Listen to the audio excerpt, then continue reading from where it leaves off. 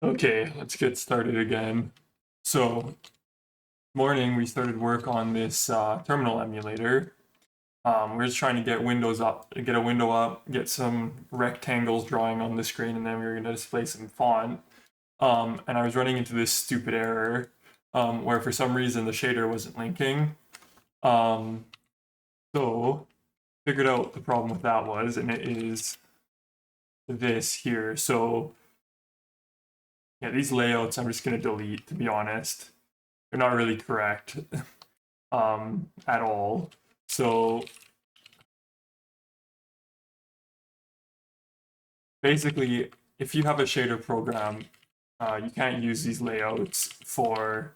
Um, so a shader program um, can either be a compute shader or it can be a normal OpenGL pipeline, which means that um, it's gonna have stuff linked into it like like the vertex shader and the fragment shader, um, and also like the other shaders, so like the geometry shader, etc.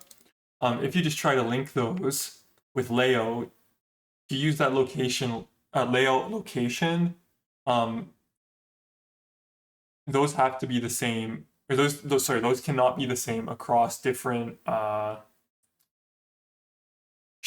different stages of the shader if it's not the same item that's being passed in. So what I was doing here was just all completely wrong. um, which means that now if we just write this and close these and try to launch this, we get the window again. There's no like issue with the shader thing not linking. Hello, Arusius. We're gonna try to make the terminal emulator. So I have one that's crappy. It has some bugs. Making a new version that has the hot reloading and stuff. So now that that's just linking, we can go ahead and run it. So a breakpoint. Bring that over.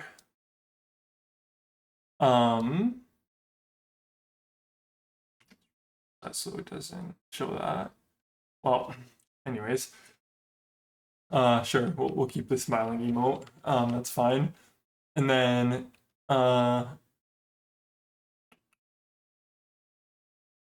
right. So this probably not going to work if I just go and add the other uniforms I need. So I'll probably have to restart this program because this is going to increase the size of that struct. So we had that one. And then let's close this and open the vertex shader. We need these other ones as well.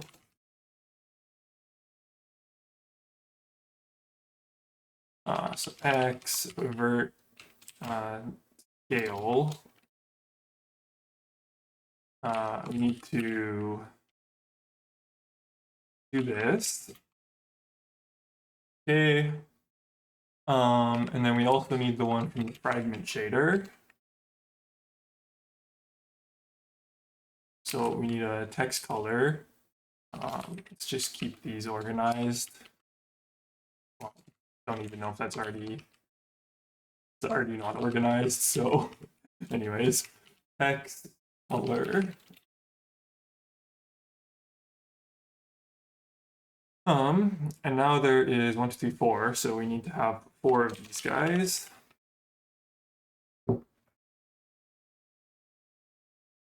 And that should be fine. Let's just close this and we'll have to relaunch because the memory changed. Now we can go into here and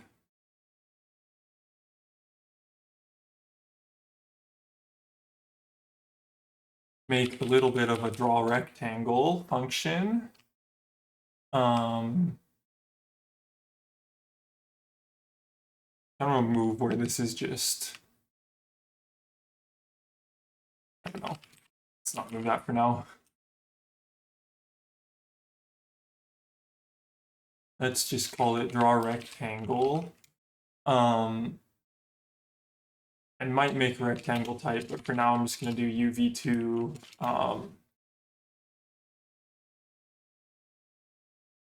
So I don't really want this drawing immediately, but okay, let's just do the simple thing and then we'll fix that. Let's do position and then a UV2 size.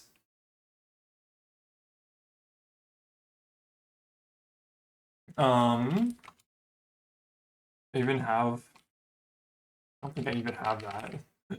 Let's make it integer for now. And then what we're gonna do is probably we need this. Okay, we don't need that part yet. I'm gonna go into my old version of this and look at the code because I am sleepy. So in this old version of the code, what did we do? We had a raw cell.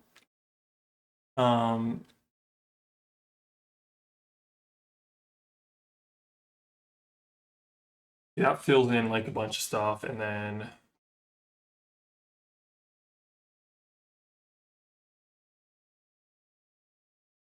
that fills in a bunch of stuff, and then where's the part where I actually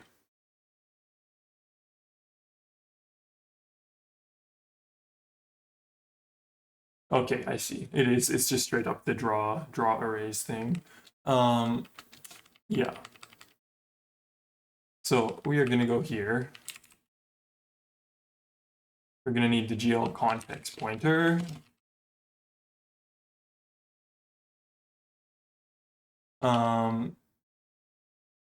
X color is the color.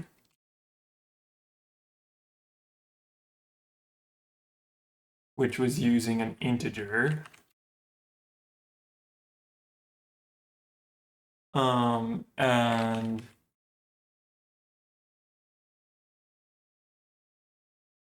this is obviously going to be slow. That's not what we want to do long term, but now it's fine. Let's open the fragment shader. So it takes the text color as a UVec2. Oh, it takes a foreground and a background. Right. Okay.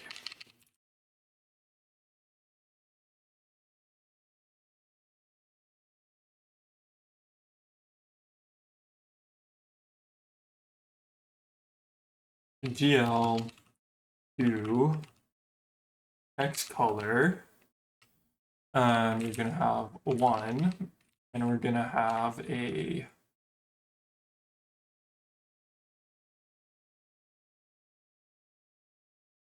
it's not even valid.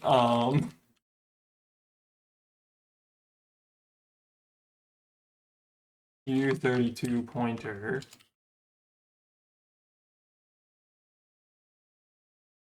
Actually, just a U32. I think that works. We will see. Now I did X was the foreground and Y was the background, so we're gonna switch that. Pair map we're not setting right now. Let's comment that out. Text scale we're not setting. Avert scale. This is gonna be like the size of the rectangle. So we are going to set this one. And how did the scale get used?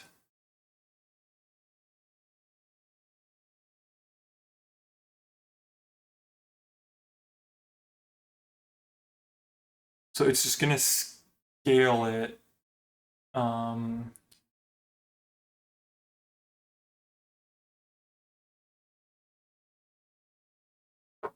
I'm pretty sure it's supposed to be scaled into pixels. I think that's what I was doing here. So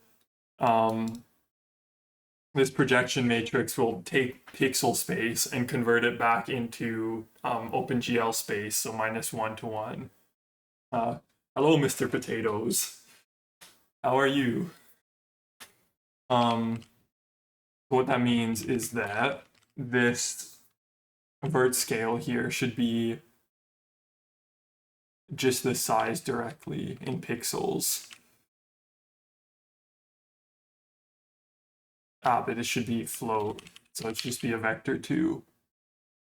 And then the offset should also be a vector 2. Okay. I don't know if I have that type yet. Probably do not. We do not. So we'll copy this one. I'm doing well. I'm working on trying to get a terminal emulator going. So we're just trying to don't need that. Just gonna get some rectangles drawing on the screen, and then we're gonna draw some font in the rectangles. So that's gonna take that. And then this is going to be an F32 pointer. Don't need to count that. So we're going to do position.e.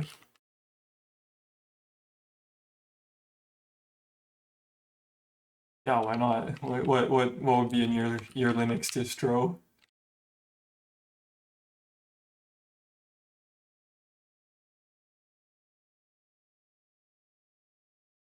Oops, the scale is the size.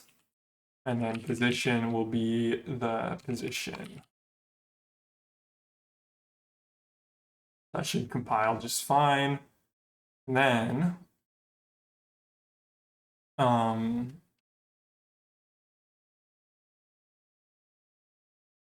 let's just go down here and we're just gonna clear color, and then we're gonna draw a rectangle.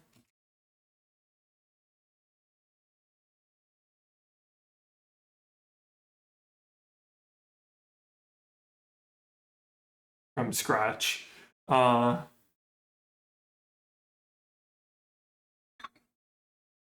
Yeah, I mean, you could. I don't know. I don't see why not.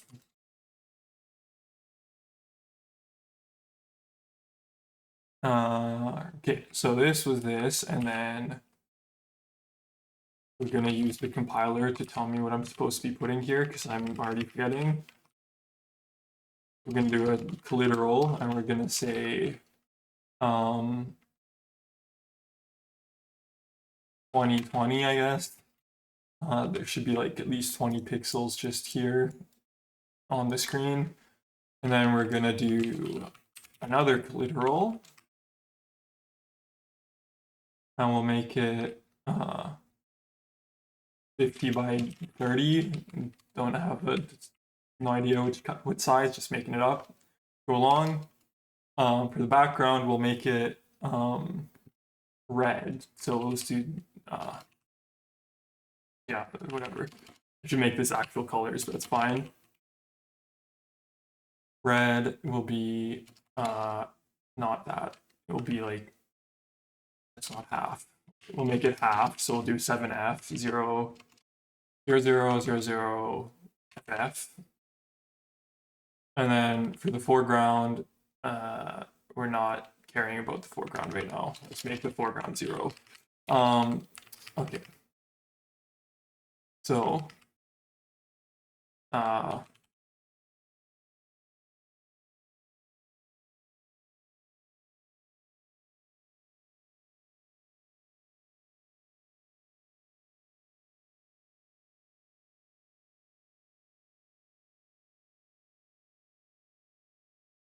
thing is still running.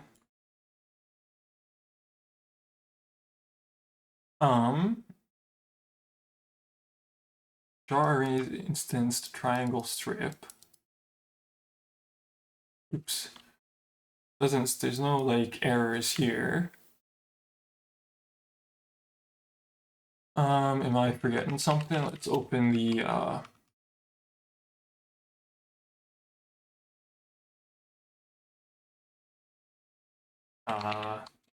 vertex shader first.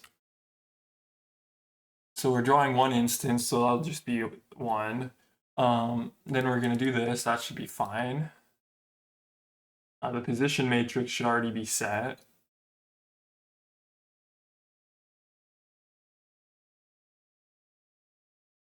Position should be fine.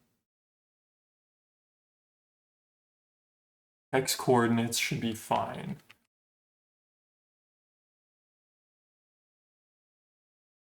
For this, we're going to take in a text color.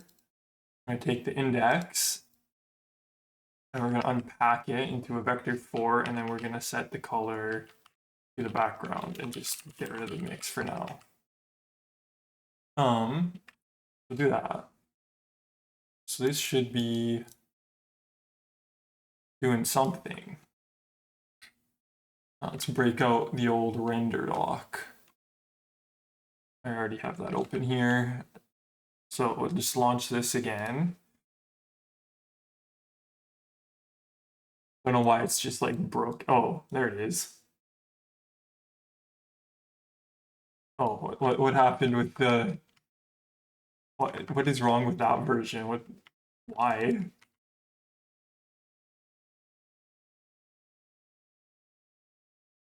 Okay, never mind. There's the red rectangle. Don't even ask. I don't know what happened there. So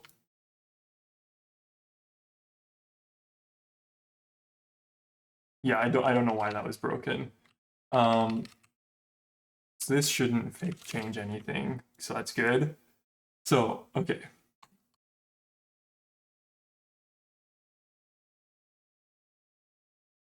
Let's make this way bigger.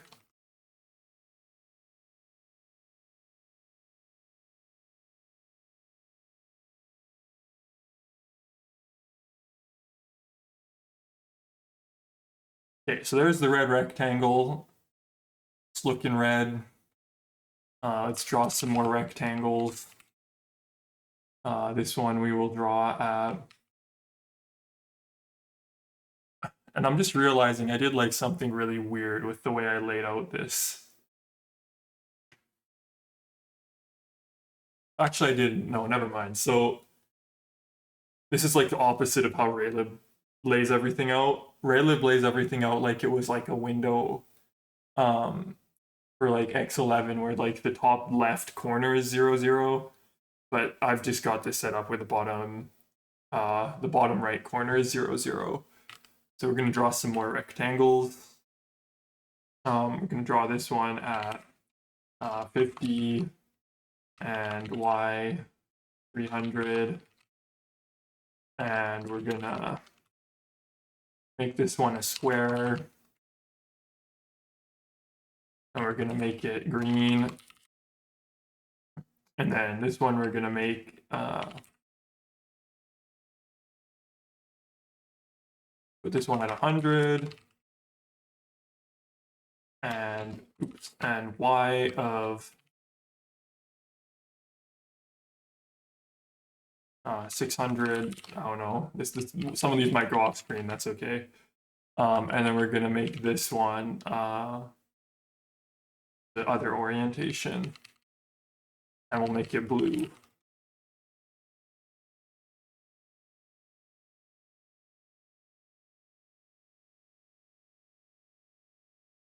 Why is like this not reloading like how it's supposed to? If I just close this. Oh. Oh, what happened there?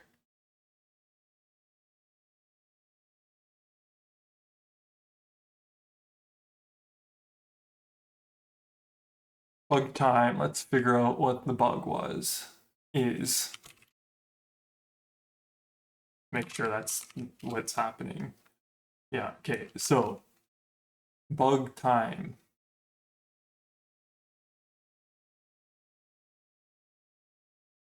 It's like the shader reloading that's like broken, and like that mix is just wrong. Let's do that again. Okay, yeah, shader reloading is broken. Good, so we should fix that.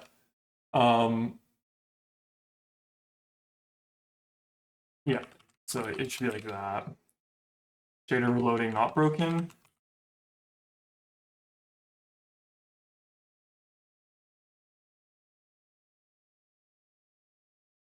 Uh,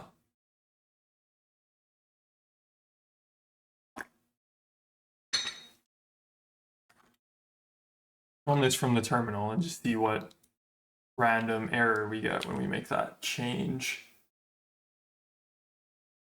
So it should spam me with some error, hopefully. Does not. So what's the problem?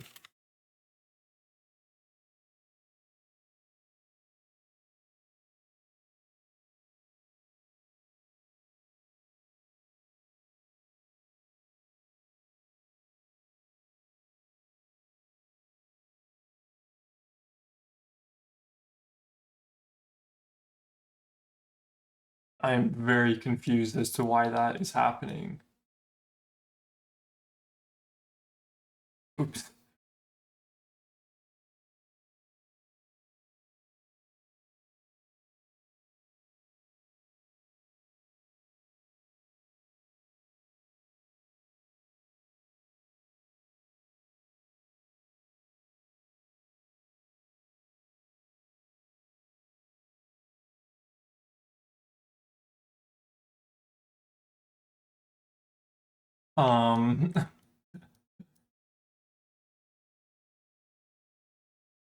Yeah, why on earth?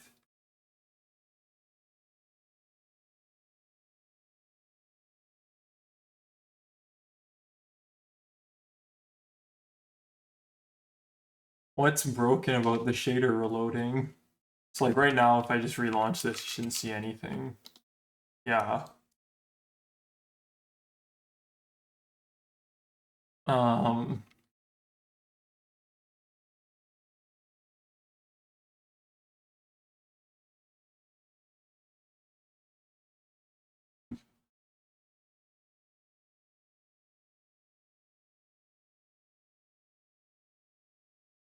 let me open main.c and we are gonna put some debug logging into the shader thing. Where's the reload shaders? Am I even, yeah, we're checking shaders. Well, check shaders. We're checking.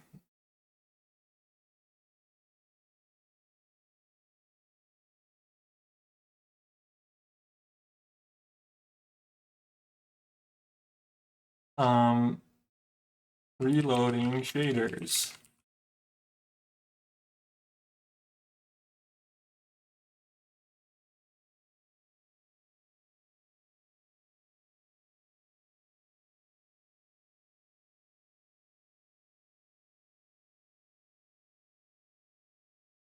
Program updated.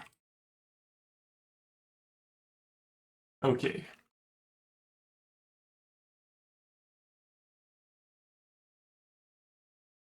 I mean, first of all, I should have seen that.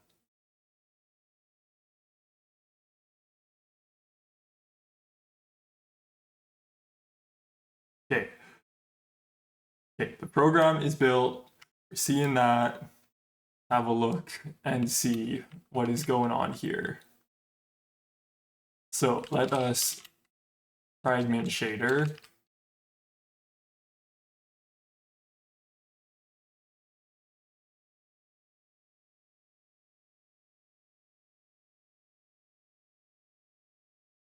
Why does the window not get redrawn when it's supposed to get redrawn? Like, what's going on?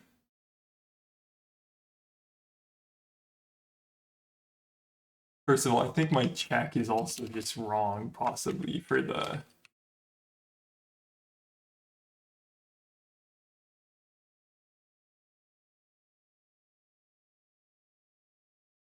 Yeah, somehow that check is just wrong. Um,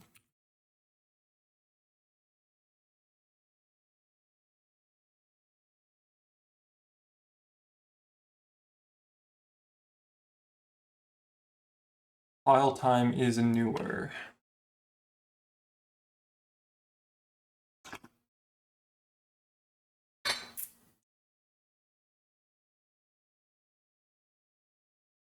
Um,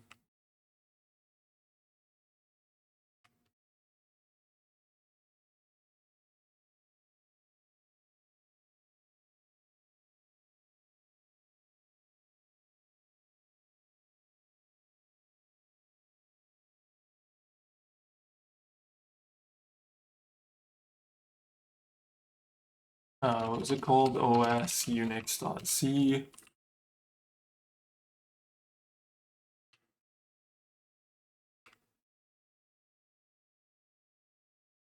So if a.text and what I should do actually here is just add a little bit of I should add dt to the context so that I can just animate some stuff, and then that will help us see what's going on here. Um,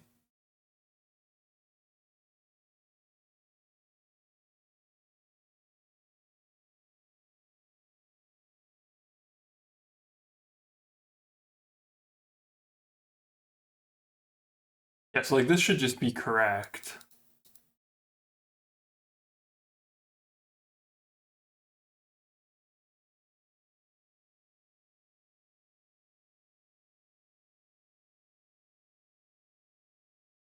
The program hasn't crashed, it's still going fine, right? Like, so somehow it's just not detecting that.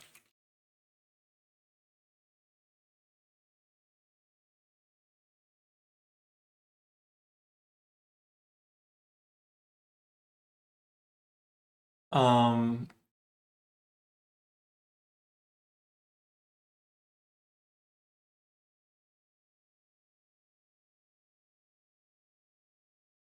yeah, why would that be happening?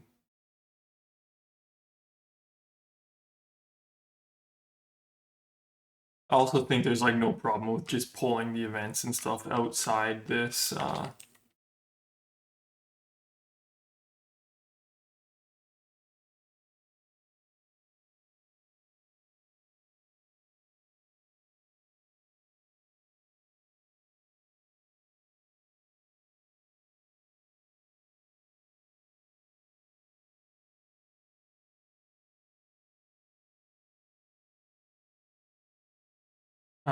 Oops.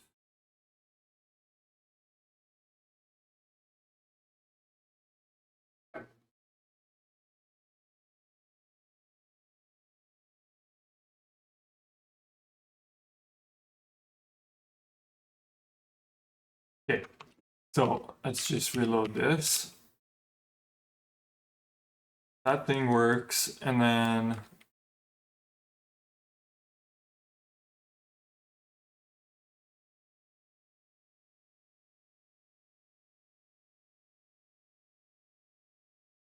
yeah, I don't know, it's not detecting the fragment shader being updated for some reason.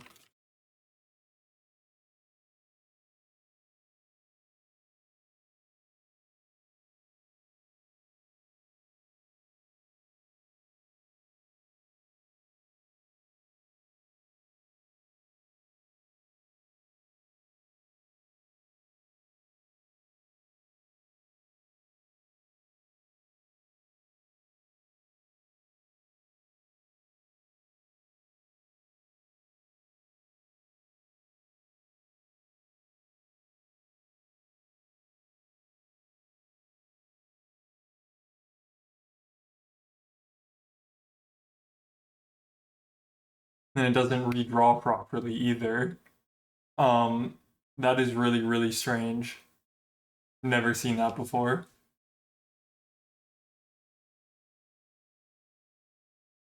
Did I like set something up like just totally wrong?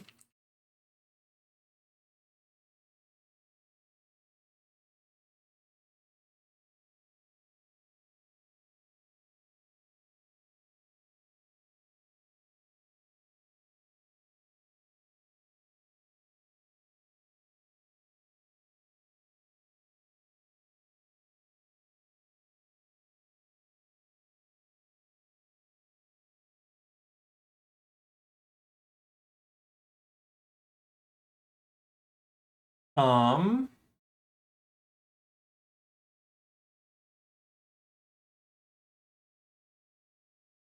yeah, I don't think there should be any bugs going on here. How can we just bug this?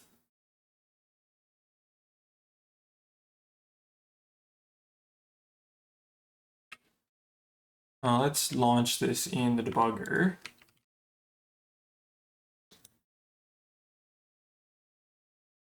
And we will put a breakpoint in here.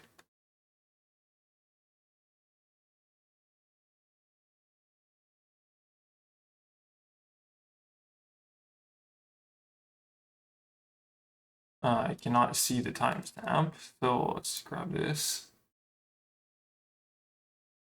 I want the test one.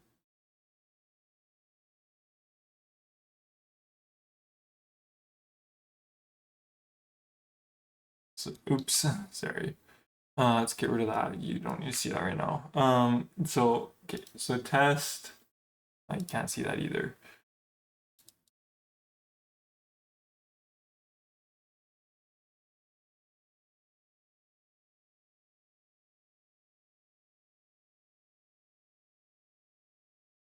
Those are obviously all looking fine. And then let's just step inside here. I'm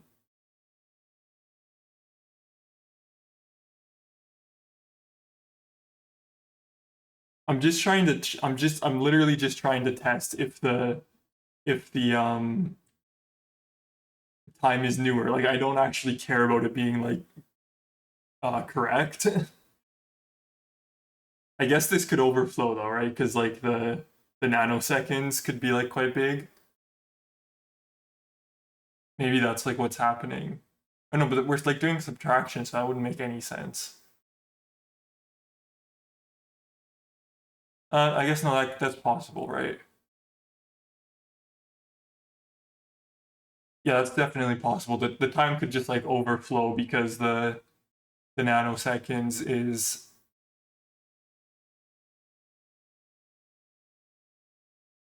yeah.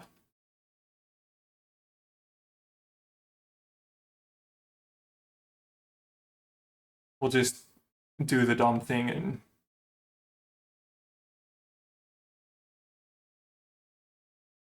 ask everything to float. I don't know.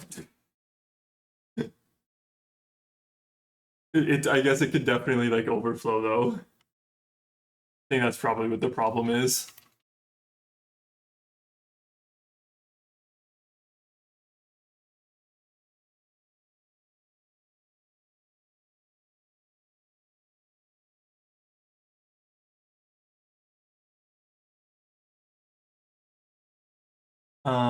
Here we go. Let me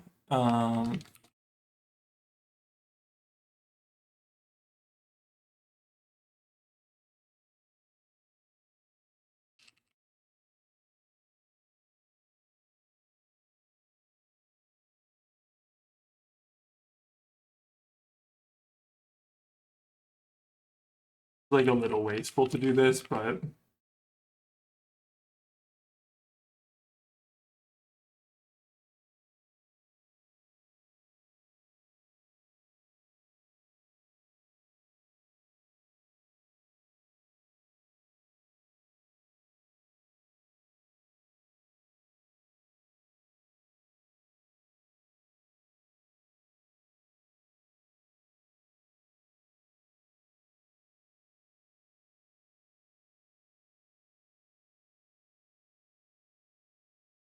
okay, so let's try this again and see if that's just the problem.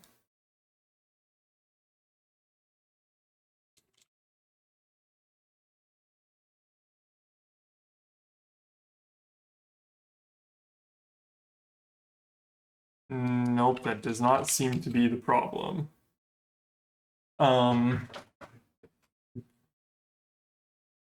Why is that? I've never run into like such an issue before, to be honest.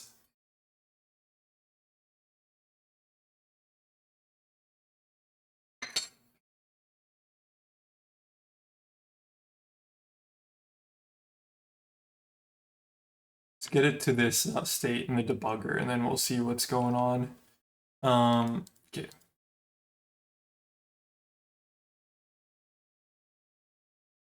It's just gonna be like really annoying though because okay, it's fine though. So we can just run. And it's going to stop there. And we should just get rid of that for now. Continue. Okay, and then add a breakpoint. Continue until we hit the breakpoint. And we'll just go back here quickly and change this.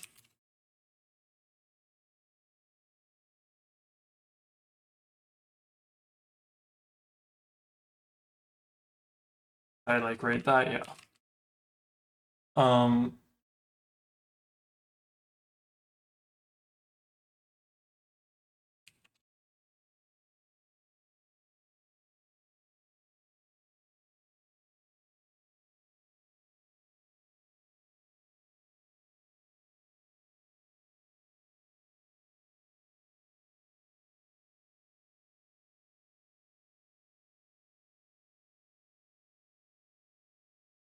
Oops.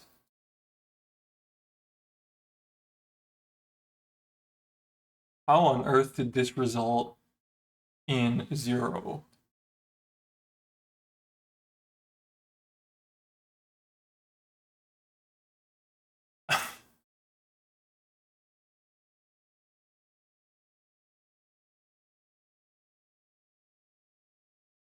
What is even the type of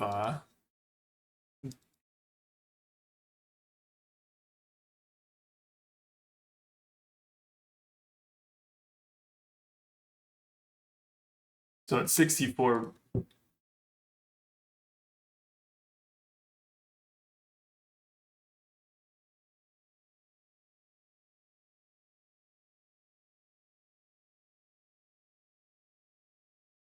Yeah, weird. I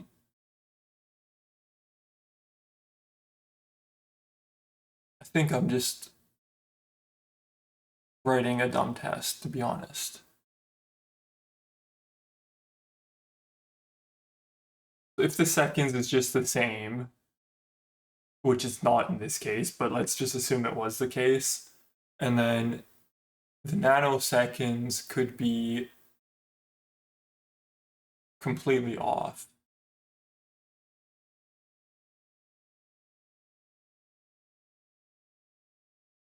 I think I'm just going to go back to the file time is different example instead of file time is newer. And then I could just ignore the overflow. Because now the result will be less than 0. So this is going to be wrong. Let's go back to the file time is different version.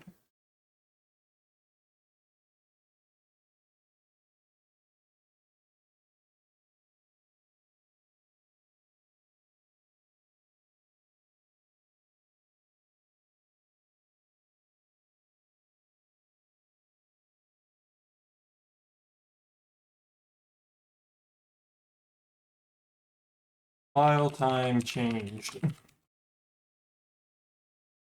And we will get rid of all this casting and stuff.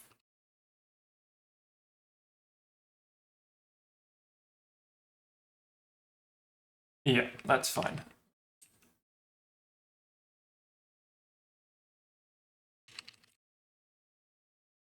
Okay, so what am I doing here? Let's do this better. Plus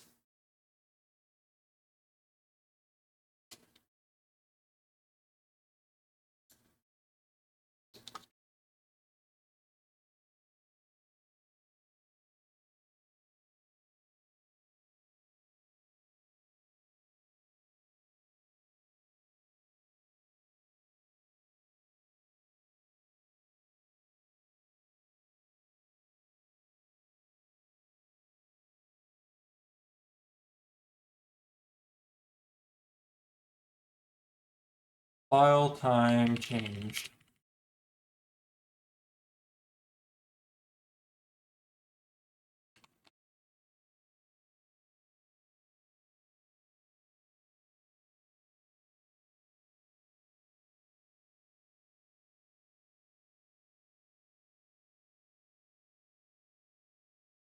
Okay, so that's fine, and then oops.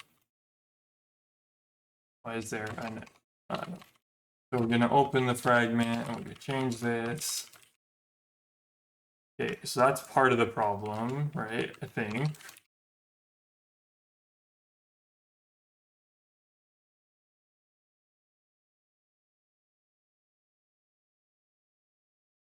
Oh, and then the other problem, okay. So the first problem was that. Second problem is that the viewport sorry. Second problem is that um the transformation matrix is not getting updated when the shader gets reloaded. That's the other bug. I'm gonna go back to running this out of the debugger.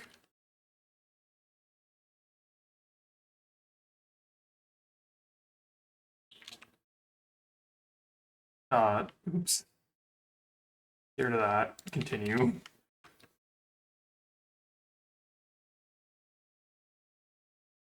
So, okay, so let's close this and go to vtgl.c.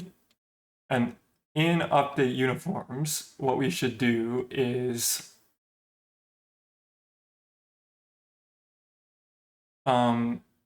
either set, well, okay. Can we just like cold call this? Yeah.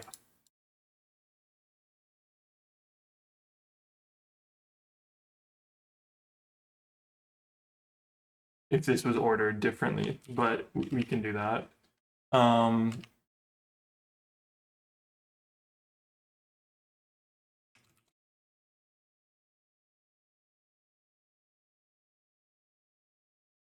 Okay, so then in here, we are just gonna call resize.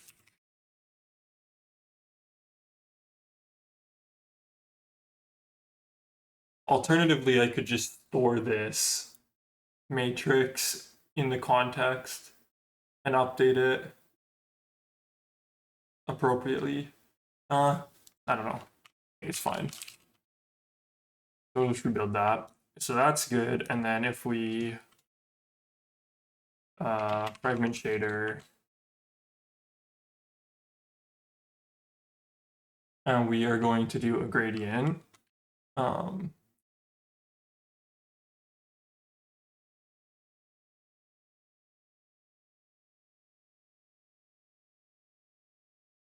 So we're gonna do instead of this, we're gonna use the text coordinate dot x.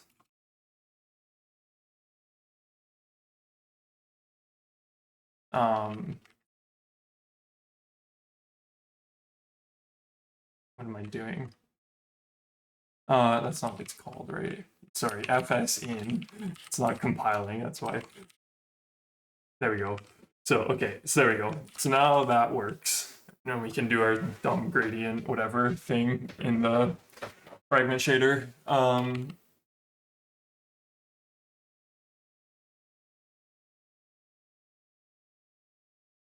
think you can do length. This might do what I'm thinking it might do. Well, not particularly exactly what I was meaning, but yeah, you can do some weird things like that. Okay. So I will get rid of that for now.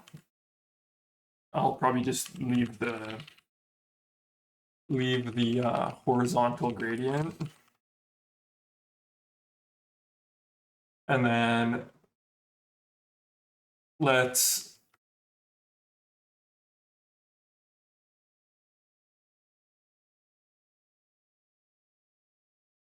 do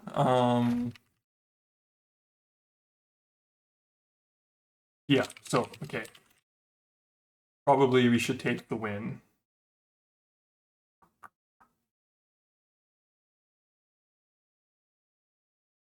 I'm still like wondering about poll events and swap buffers in the terminal versus outside the terminal. I think I'll leave it how it is.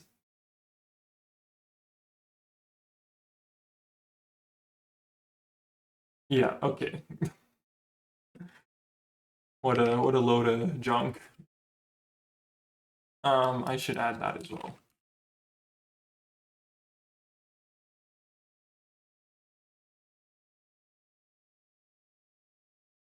So yeah, that is the whole.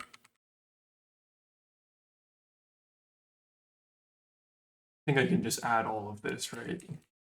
Don't think there's like any. Yeah. So we will go ahead and add star.c and etil.h and star.glsl. Set up GL render pipeline.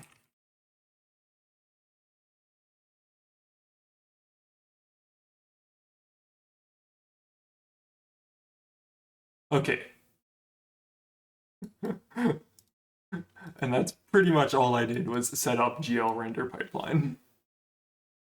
I mean, there was a few things that got added that are not strictly necessary for GL render pipeline, but anyways. So now we can just draw arbitrary rectangles. I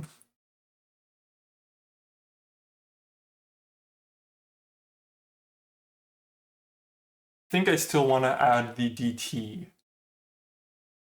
because I'll need the DT eventually anyways. I think ST supports it, but I don't have anything that's using it. There's like a blinking attribute that makes the characters blink. So in order to just support that, we're gonna need DT at some point. Um, so how am I gonna do that? I'm probably gonna use. Okay, let's do man clock get time. Actually, I think. Sorry, before I just clock. Is it clock get time?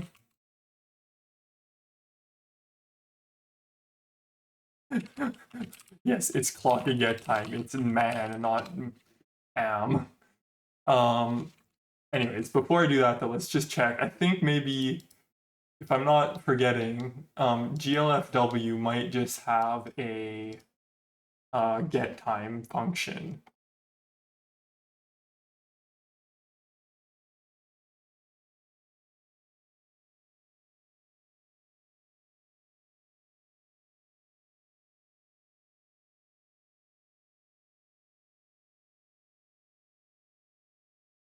This returns the number of. Um, I'm gonna spam the console for a second here, I think, and just make sure that there's like GLFW get time, which is probably more than sufficient for what we're doing. So let's add some members here to the GL context. We're gonna have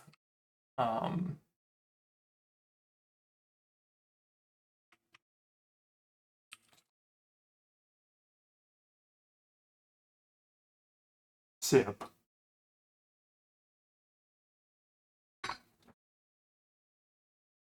Yeah, so rather than doing an OS specific thing like clock get time, we will just do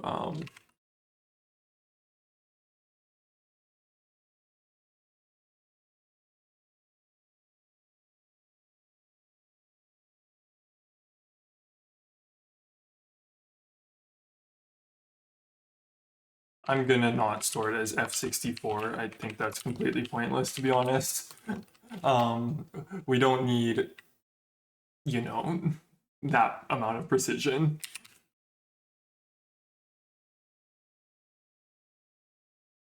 So we're gonna store the current time and the DT. Actually, we don't really need to store current time ever. Current time's like useless. We're just gonna store DT.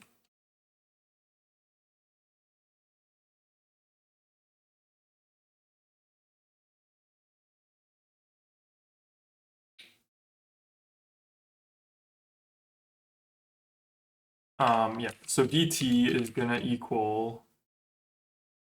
Oh no, sorry, we need to know what the last time was.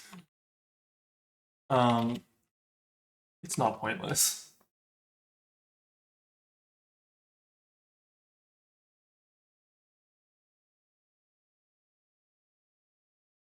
Either restore it here or restore it as like a static thing that gets overwritten every time.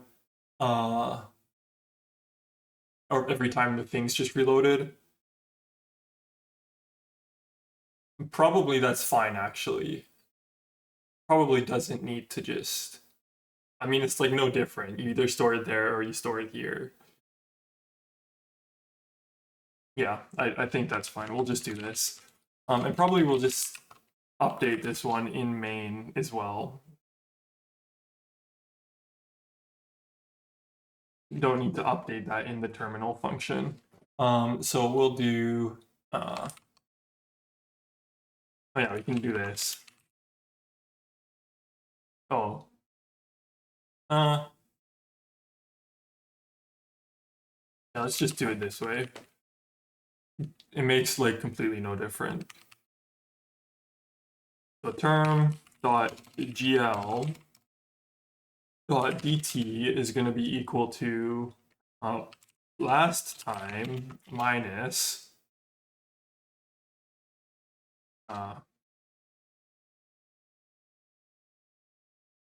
glfw. We're going to have to cast this to float, and it's going to be glfw get time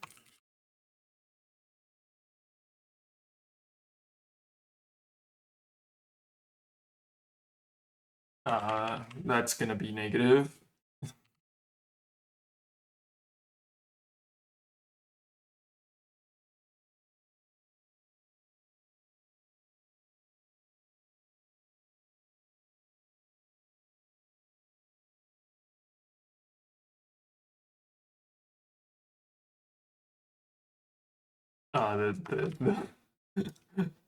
Okay, did crash. I was gonna say the layout of this truck just changed, so that shouldn't really be working. Okay, so we have that. Now what we can do is animate the squares. So and we should also like at some point, this is just set up for instance rendering. Right now it's fine, it's like this, but it's gonna be slow if we go to draw hundreds of characters on the screen. So at some point we need to change this so that we're drawing batches of these. Yeah, let's just make one of these animated.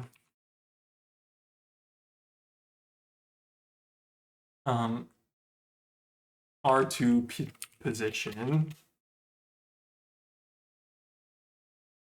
And then, so the R2 position will just start out at, what was the green one? This one, right? The position just started out at 50.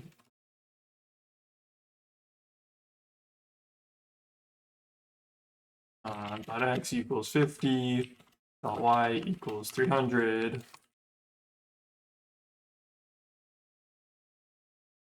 And then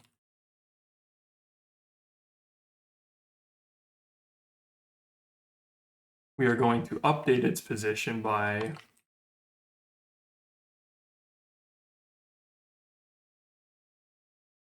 R2 position dot x plus equals t to gl dot dt times let's say remove, I don't know, like 8 pixels 8 pixels a frame maybe.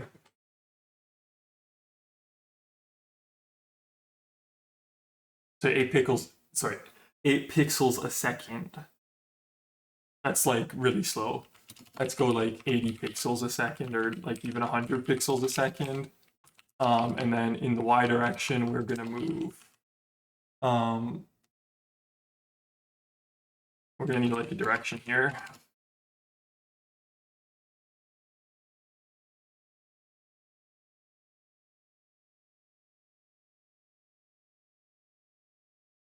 Let's be 1 for now.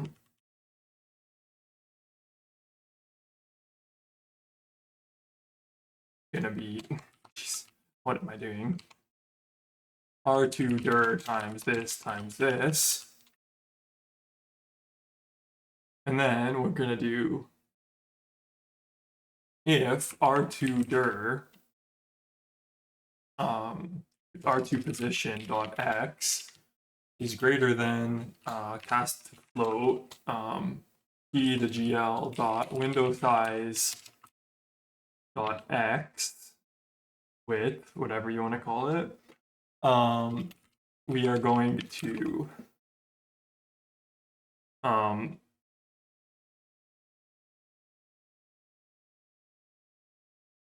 okay, actually this needs to be like the size, so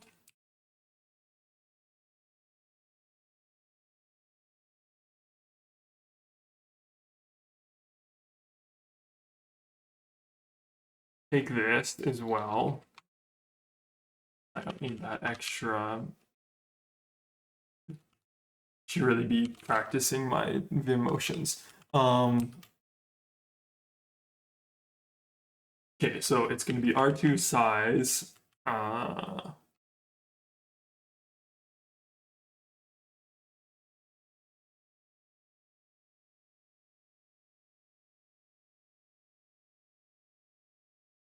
Then we are going to clamp R2 position dot x equals this minus this, and R2 dir, this needs to be a vector.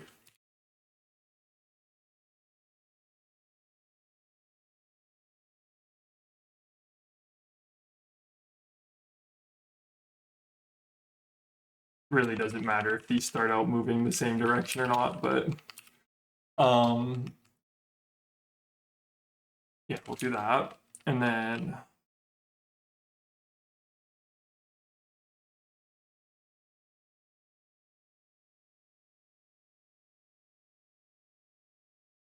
make it move a different speed in y, so we'll make it move at 130, 140 in y.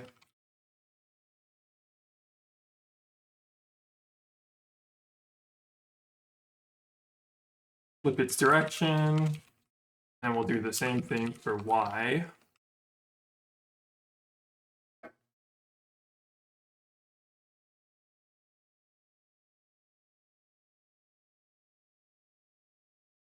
And for height.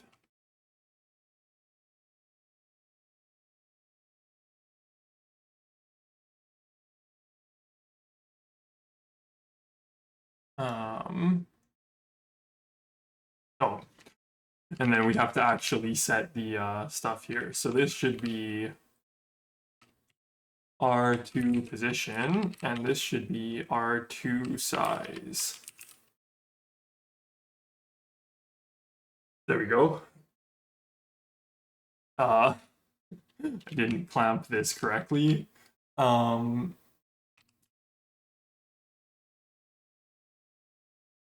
Right. Bye-bye green square. Yeah, so the position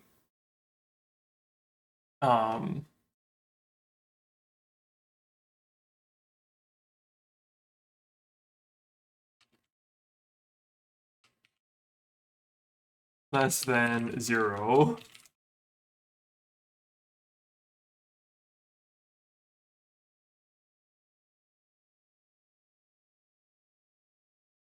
And then same for the y, we have to do the same thing.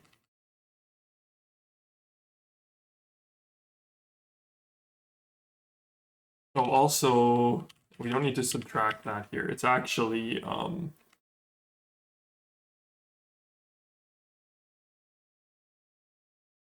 we'll see it. I'm pretty sure it's the top corner that's being drawn, not the bottom corner. So,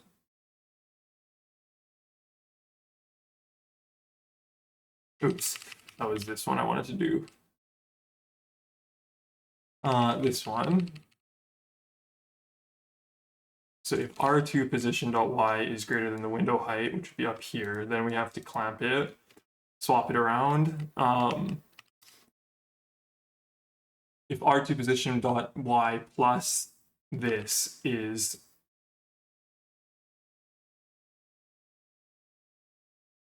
minus this is less than 0,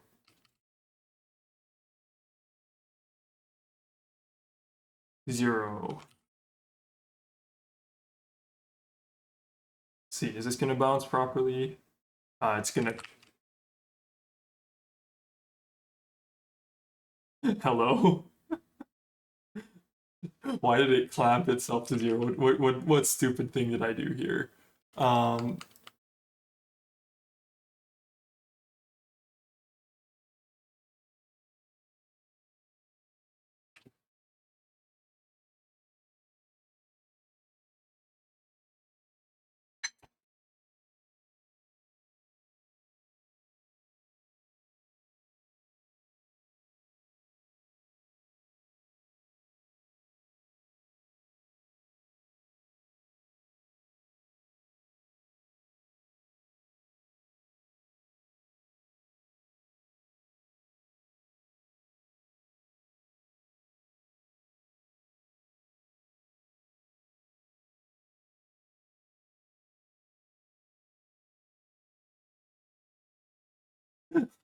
What stupid thing did I do?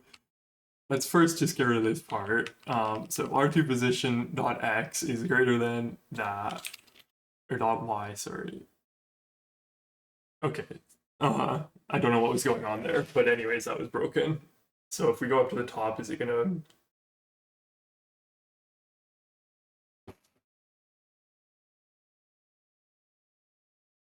This one is should be plus size dot y.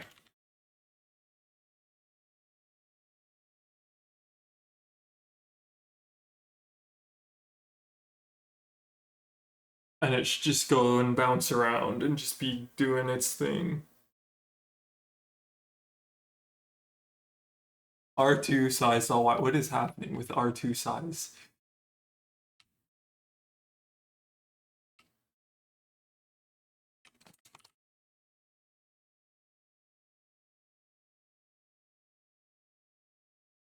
Please don't wander off the screen. Green square. Okay, there we go.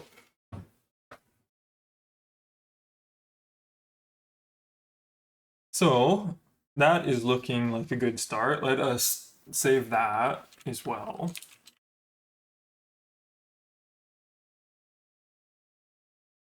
That extra white space.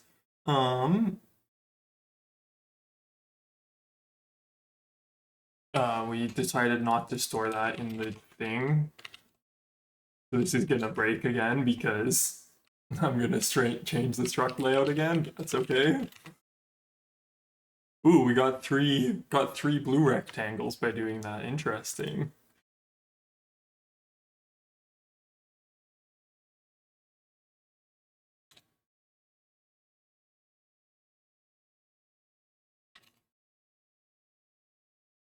I don't know how that happened, but sure.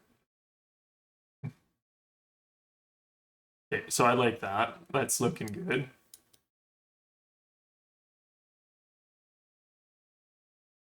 Okay, so let's save that. What do we got here? So we're gonna add the main.c. Should just do this properly. Util and vtgl, both of those. So git add star.c. Git cm, keep track of dt.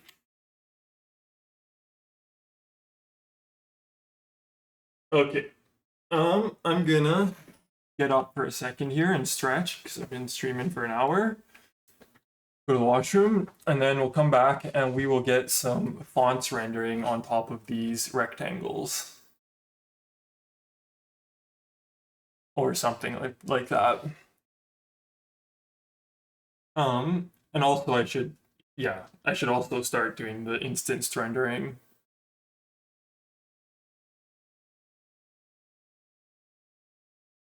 How am I gonna do that? I'll think about that when I get back.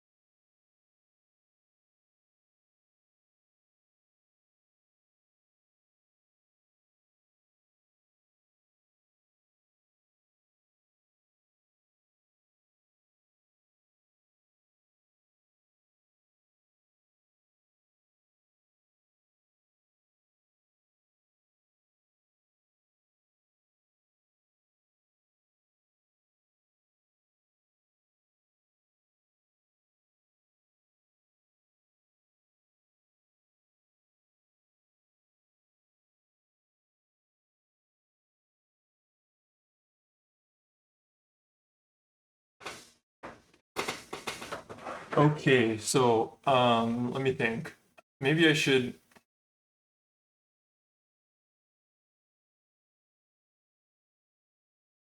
I don't know.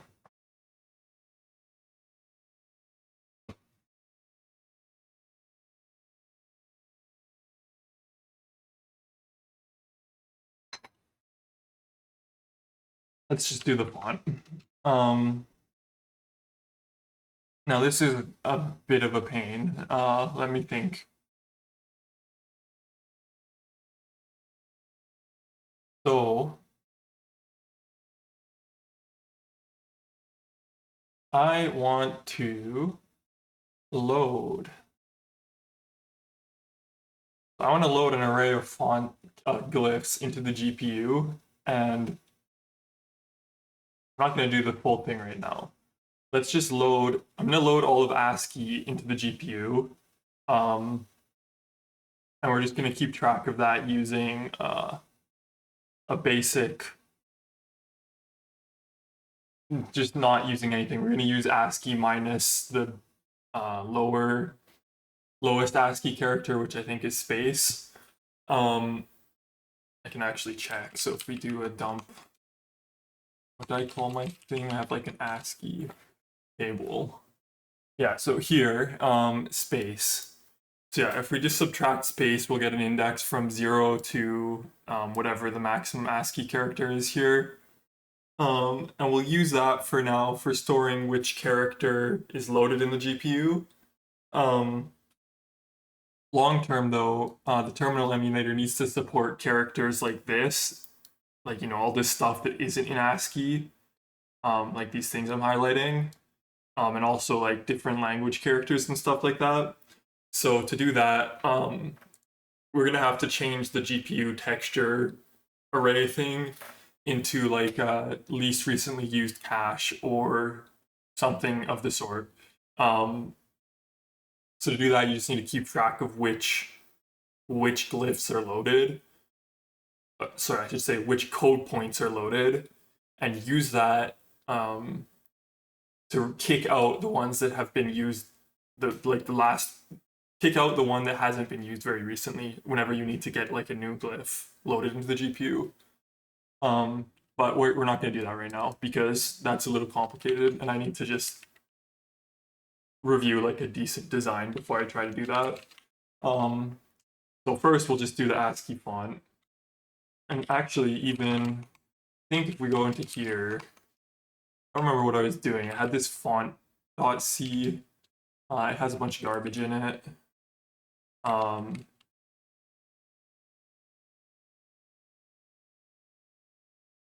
Yeah, probably it's going to be similar code, to be honest. Um, what we might want to do. So I don't. This is the other thing is like I don't want to just use raw free type. I don't think. The problem with using raw free type is that it doesn't have any way of looking up fonts that are not in the fonts that you just told it can look through.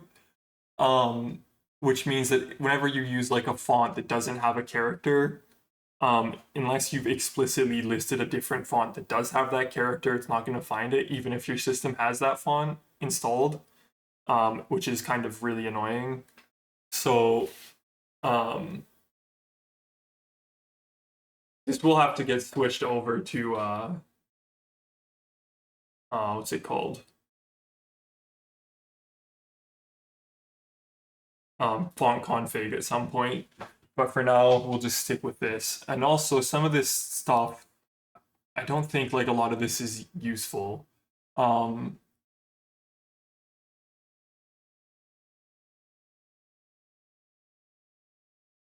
yeah. How did I even use this?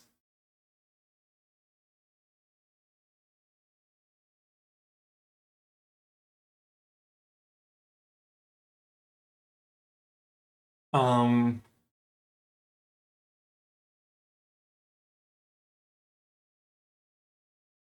you have to keep track of this font metrics as well. That's like another annoying thing.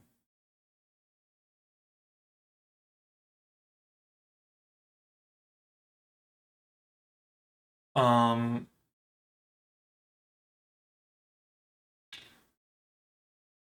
the font atlas is okay. Font atlas is like an okay idea. I don't know. I'm not showing what I just did here because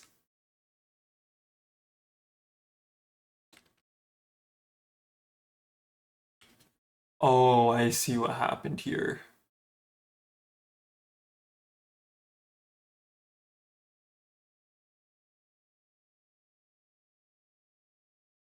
Okay, so the other thing is like um the the texture size on the GPU has to be fixed. Like the dimensions have to be fixed for each layer of the 2D array texture. Um, but the rendered glyph from FreeType is not necessarily the same size as the last rendered glyph. You can force it to render in the same size, but it doesn't actually do what you want it to do. Like it'll just stretch a bunch of stuff and do stupid crap that it shouldn't be doing. Um, so you don't really want to do that. You want to store the size separately somehow and just keep track of that so that you can appropriately fit it to whatever you're trying to draw. Um, as far as I'm aware, that's how it works. I don't think it like pads stuff, but actually, now that we have render doc, I can just literally load up the texture, see how it looks after. Um, actually, no, I'm certain of this because yeah, before I was just letting it overwrite the old. When I tested this like the first time, I just had it. I'm not going to explain that actually right now. I don't want to. Yeah, I'm not going to explain that. If we get to that point, I'll just show it. It's easier to like explain that way. So let's honestly. I don't know how much of this I just want to copy versus how much of this I just want to delete. For the most part, I think this isn't like that terrible to just copy it all. Um, and then there was like a different function I had for.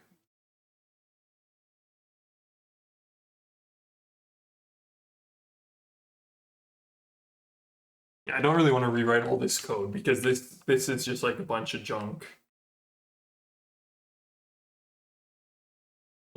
I think I'm going to copy this. I'm going to copy this file and I'm going to copy.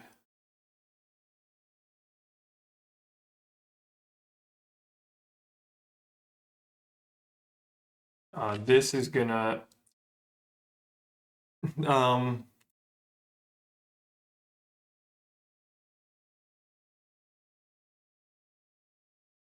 Yeah, this is annoying. I see why this was done like this.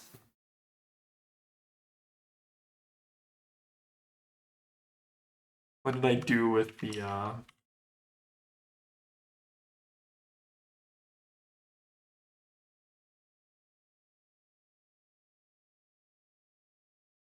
what did I do? So in vtgl.h, I think I had like a font.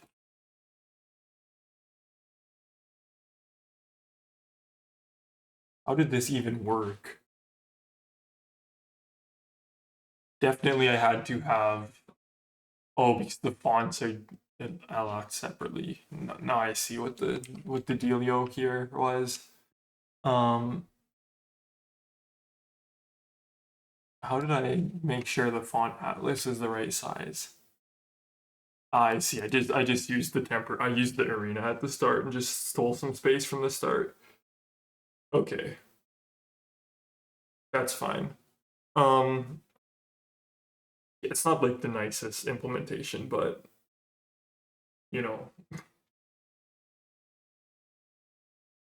what can you do? Let's do this. Let's just yeah, let's copy this stupid file. Um, I think.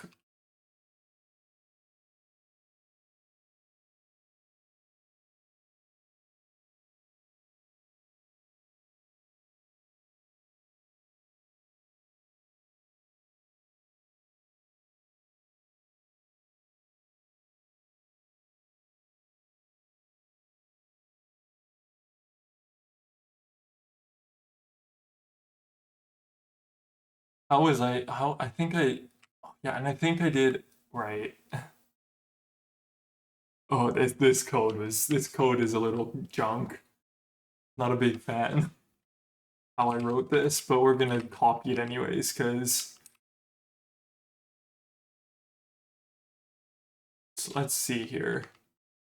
I don't need to like include all this junk. Um,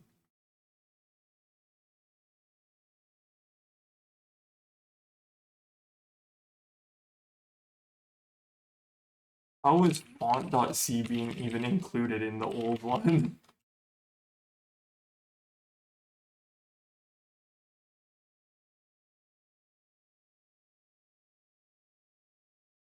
I see.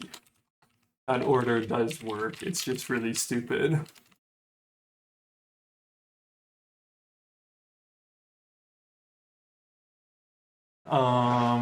Yeah.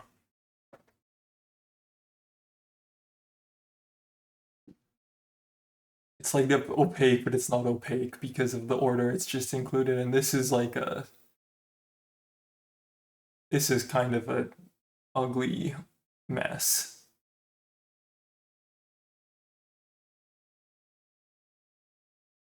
What? Well, okay, that's fine. I will just do it this way.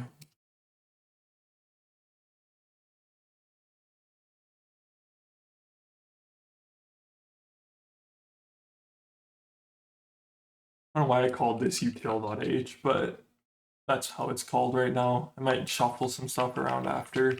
Um,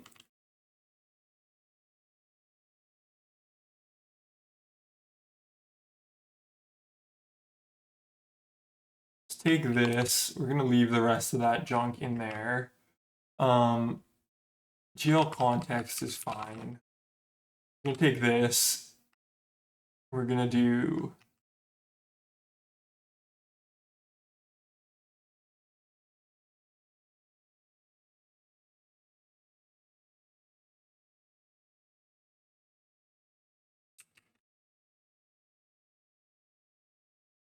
this. I'm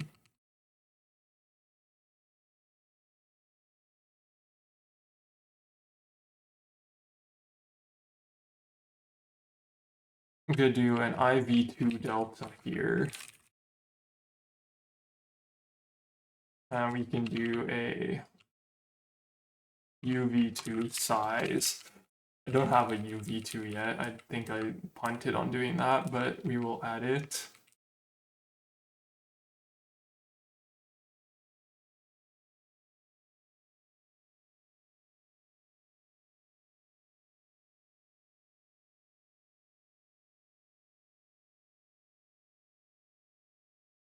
Yeah, because the delta could be like negative, so kind of important that it's like that.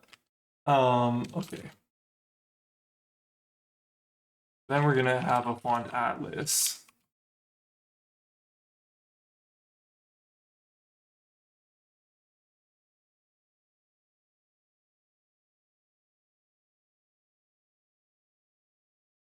And the font atlas is gonna compile, no, because I need to, okay, so this should be included.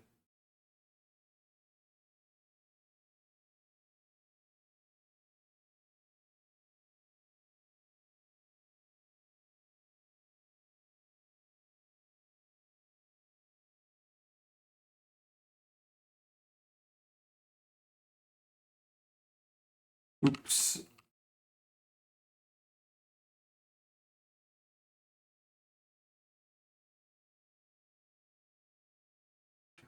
Yeah, that's the problem with doing this like this.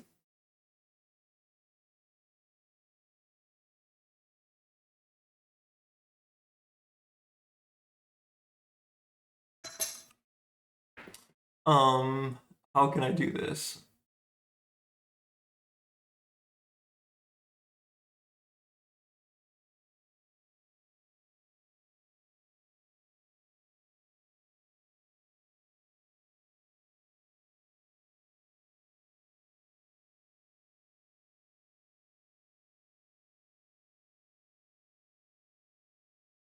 Yeah, this is kind of annoying. Let's just make this stupid font thing opaque. Can it be opaque? No, it cannot. I also hate, I don't want like the order of it being included to matter though. It's really annoying.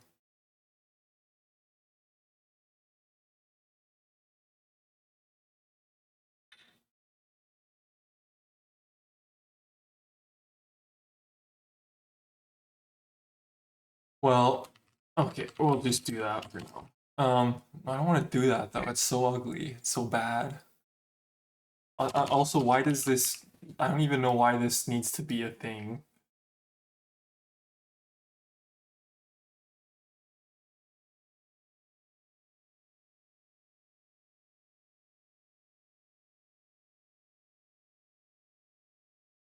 I mean, technically, this whole thing can just be.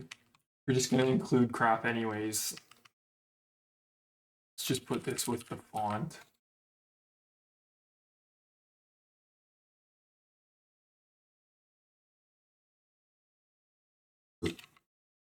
Okay.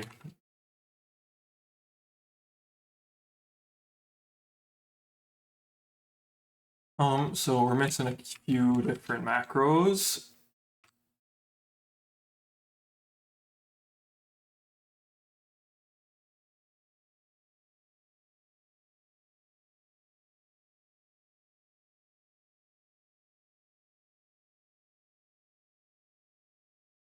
Um,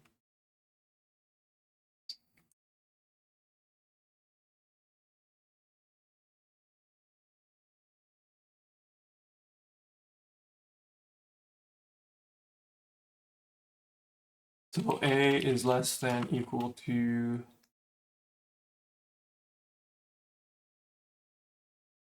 Sorry, X is less than.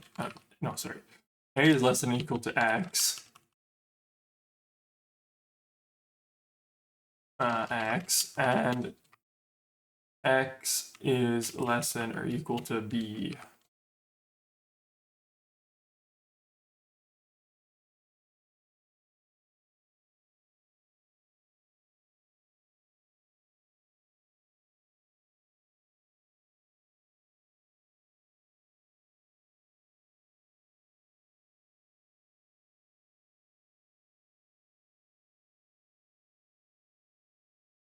We're going to include this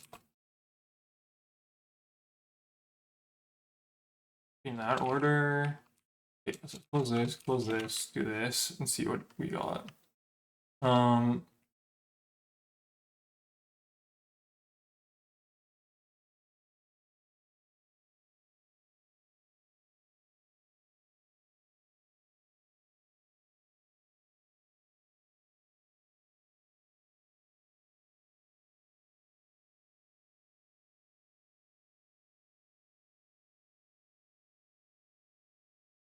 Right, okay. This shouldn't be in here at all. This should be in like the OS code. Um, yeah, right, okay. In the wrong place here. So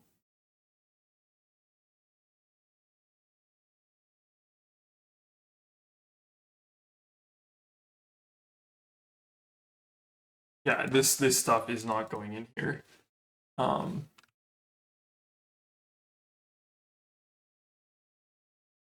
actually, none of this stuff is going in here.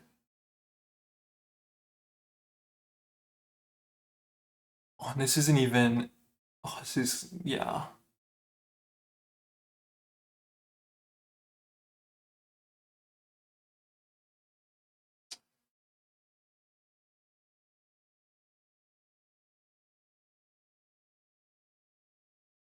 Okay. Let us get rid of some of this junk.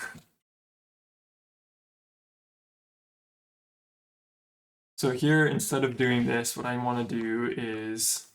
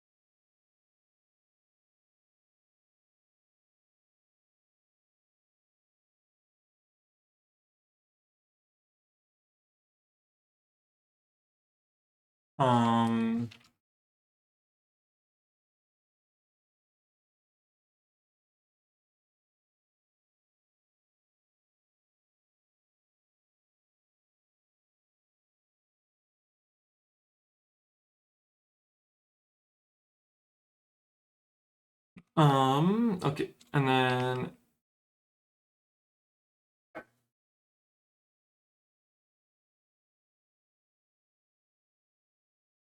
okay, we're gonna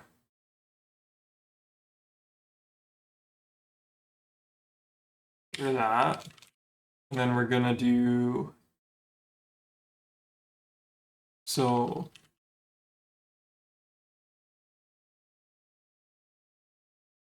uh fs to file size,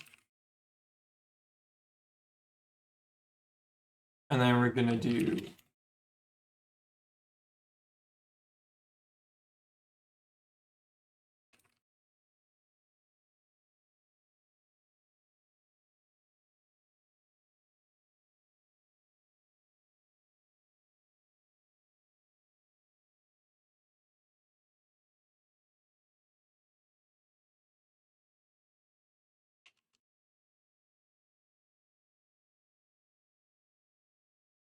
and the rest of this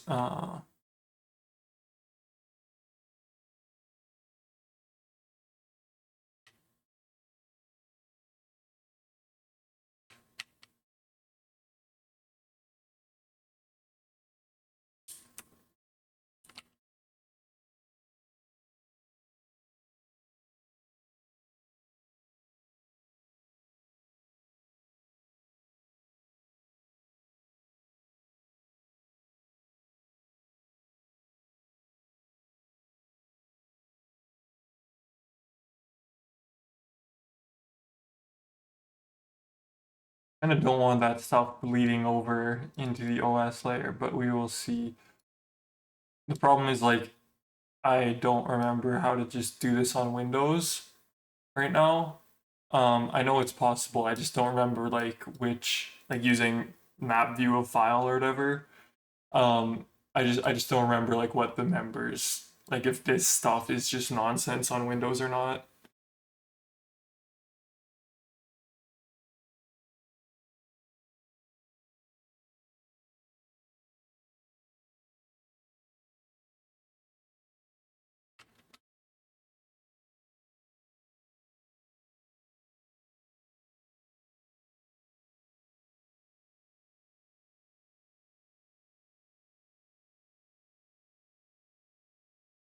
This is kind of gross.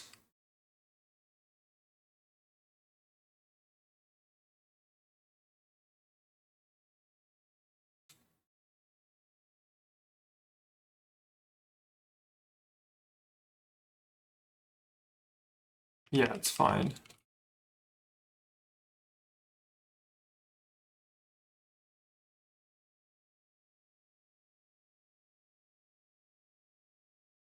Okay,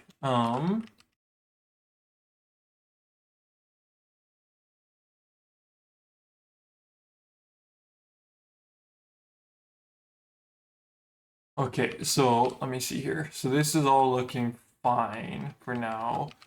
Here we're gonna do OS unmap file. There's OS unmap. Did I call it up here? Unmap file, unmap. Let me just unmap.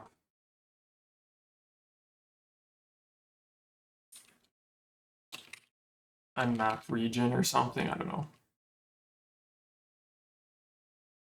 Something like that's probably fine. Let me see here. And the rest of this should be fine. Let's have to grab the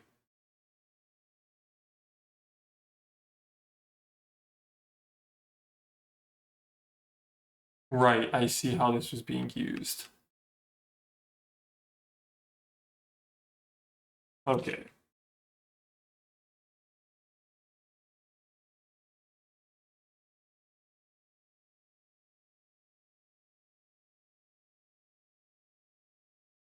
Many errors between.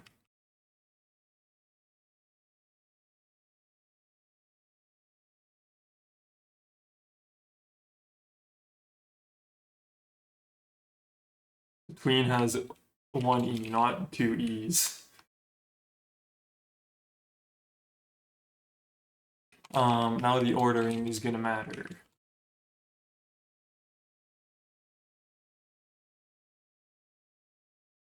Yeah.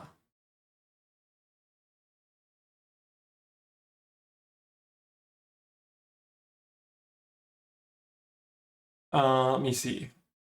I kind of don't want to keep. How should I do this?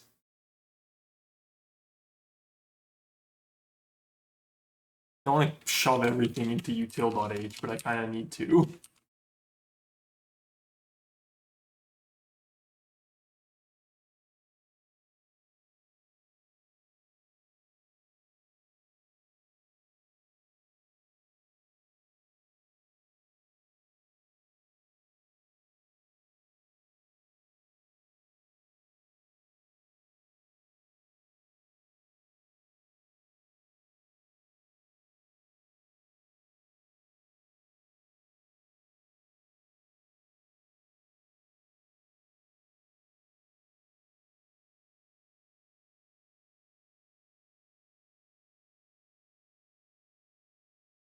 Oops, open the main.c. Get rid of this. Not a fan. I don't want to do that, but kind of necessary. So, okay. If I could spell correctly, that would be good.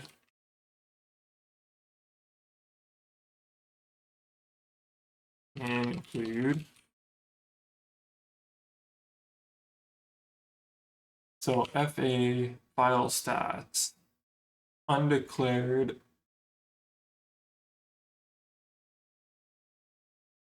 no const bad.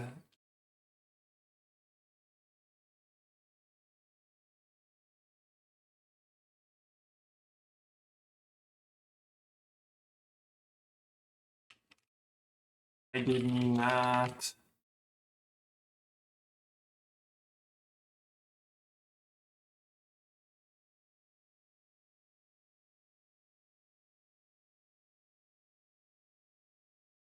Okay, let's go ahead and add those OS specific things.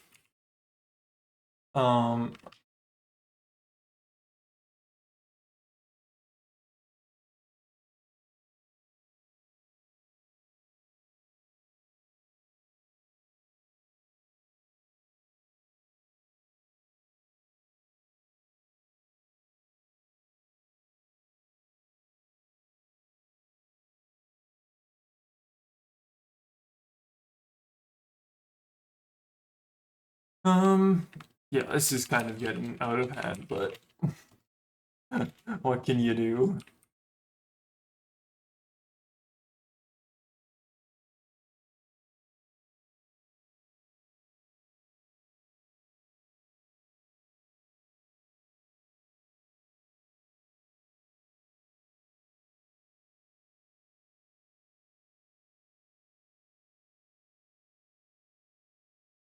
Let me see, maybe I don't need this stupid separate open file. Because all I wanted to do is map the file, so let's actually change this whole thing to, let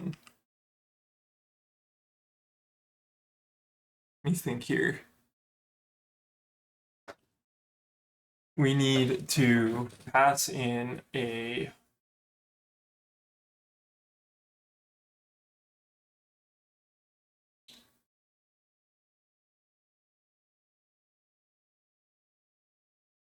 yeah, let's do it this way.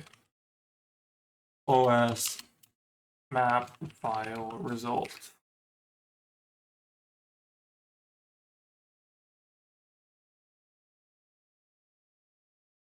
So all I care about is doing this, so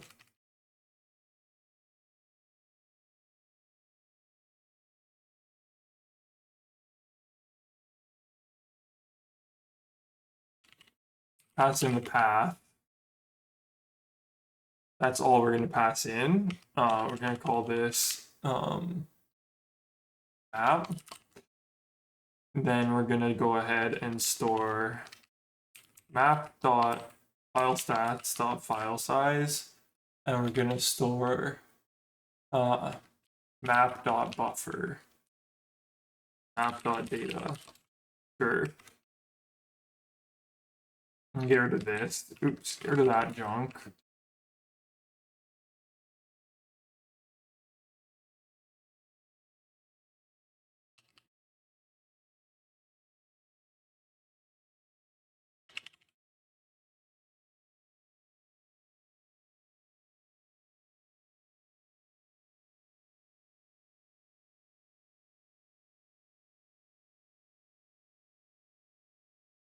Call that unmapped file. Not closing anything. Don't need to close anything.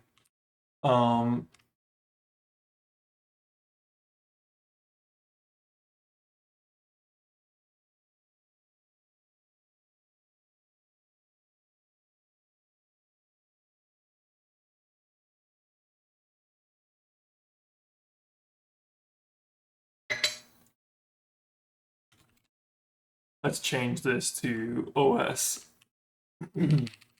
mapped file. And we're going to put that in the font instead.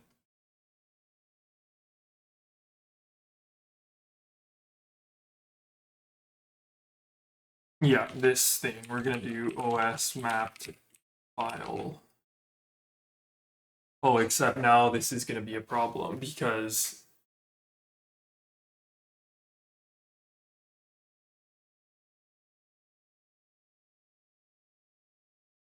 yeah, it's going to be a problem. Okay, let's delete that.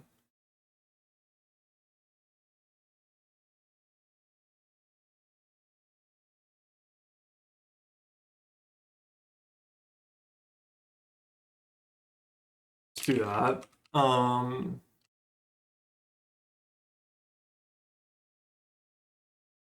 Yeah, we'll do that. Hit open. Then we don't need this. Do we need actually?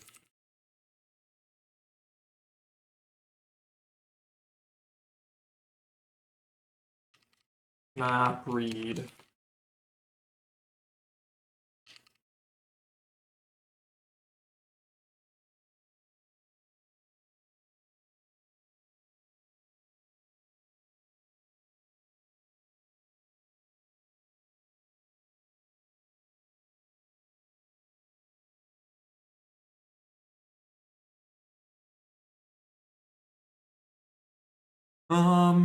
Okay.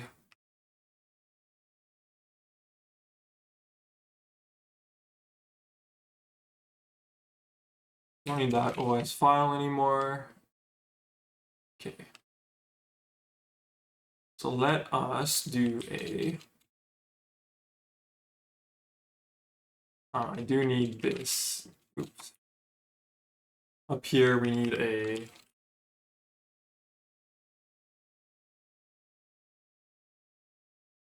And it's gonna be.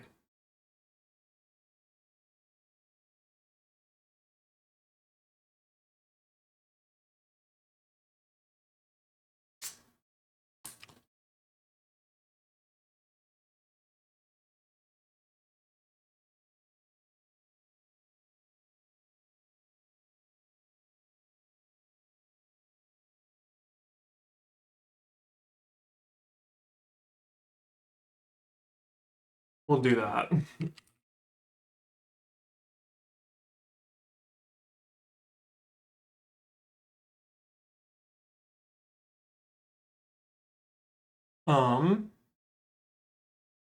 Okay, so static OS map file. I don't really like what's going on here, but probably going to end up deleting a lot of this at some point anyways to add the font config support, so we'll just do it like this for now. Okay, so OS map file. I'm just going to take a pair pointer path, and then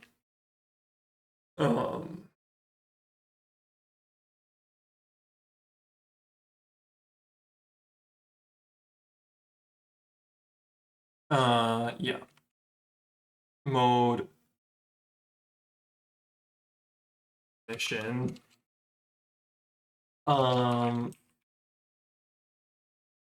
This is gonna do a bunch of stuff here. So we are going to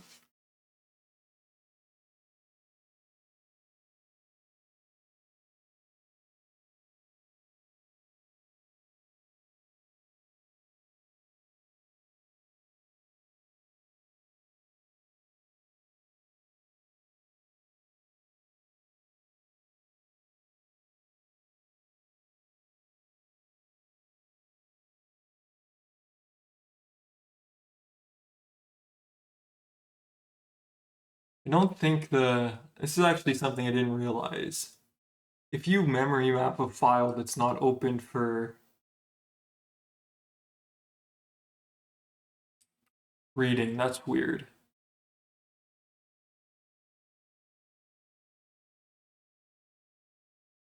Yeah. Weird.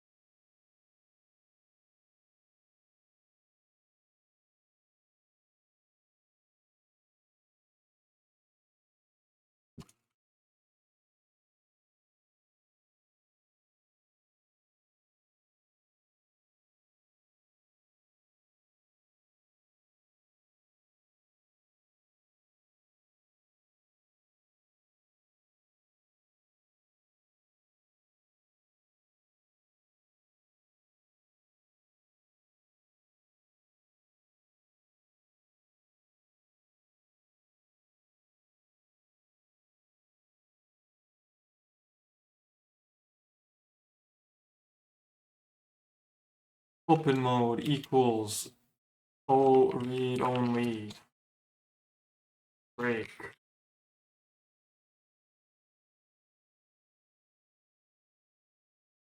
path. Let's see here. Open mode. That is all.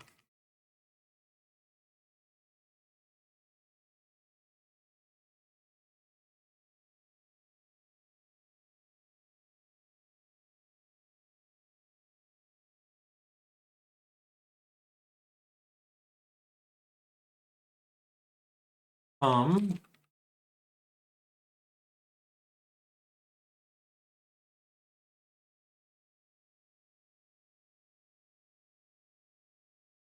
okay, so get those. Get file descriptor, get some file stats. I'm gonna assert that the file descriptor is greater than 0. And file fs.file size also greater than 0.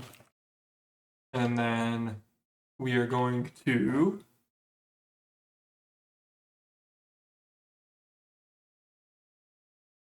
do a result.data is equal to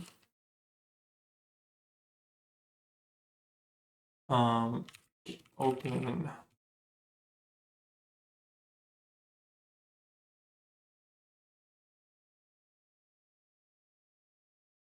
is it init font. What did I do before? So we open that, blah blah blah, then we just map it. So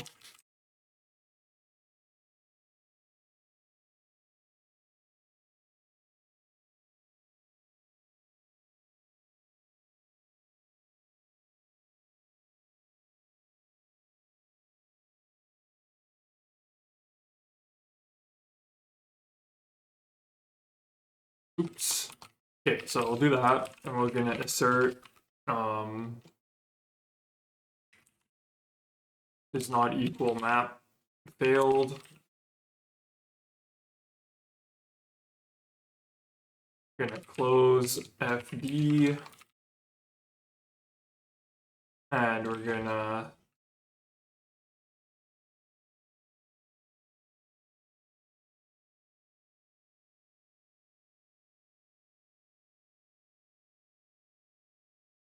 res.land, put that there. Okay, so let's see, how are we doing here now?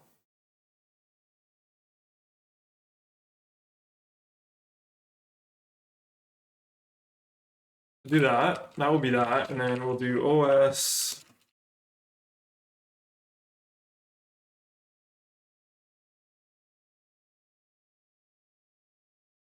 unmap file, and that's gonna take a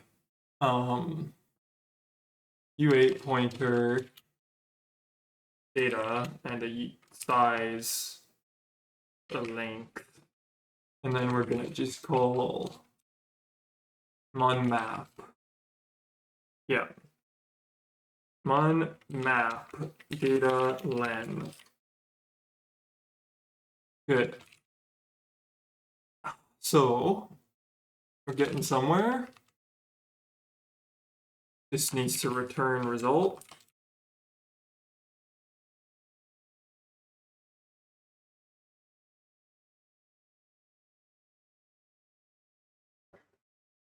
FA to height.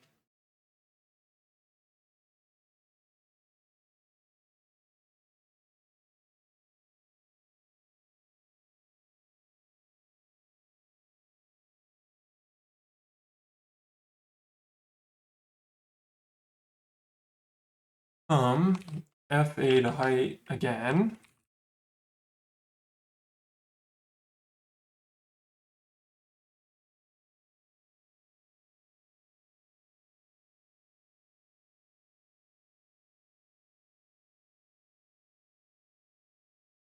Okay.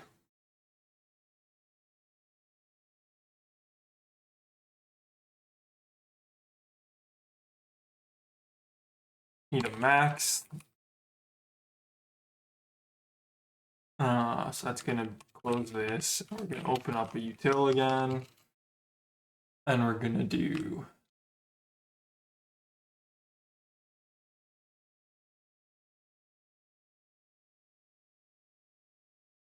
A greater than B.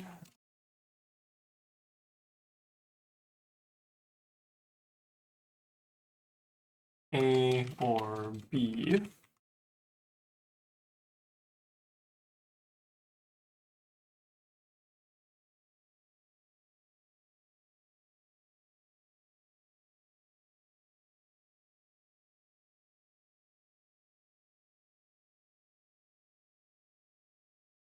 No const.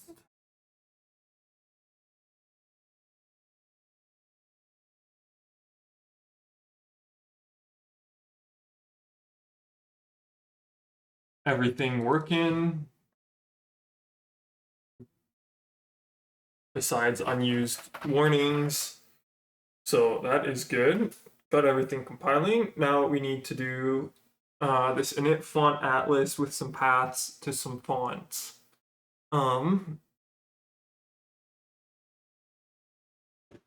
And there's like a GPU update font thing that I had before. I have to add that function. But I'm gonna pause for a second and go and get some tea and go and use the washroom.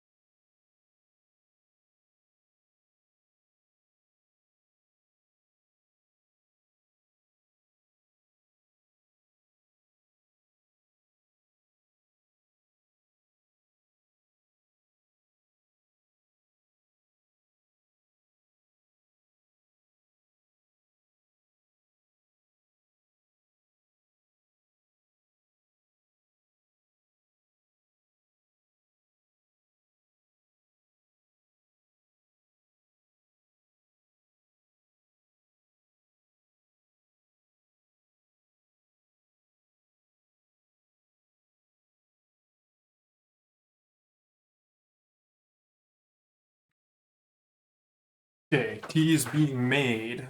Go grab that in a second. Let us init the font atlas.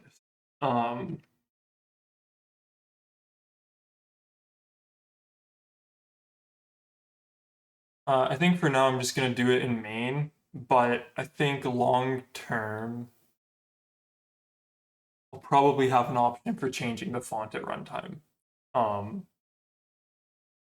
Not that I have ever felt the need to change the font at runtime. At the same time, I'm just like, eh. It's not that hard to do. Why doesn't your terminal emulator support it? That's my opinion on it. So for now, we're not going to do that, but we will start by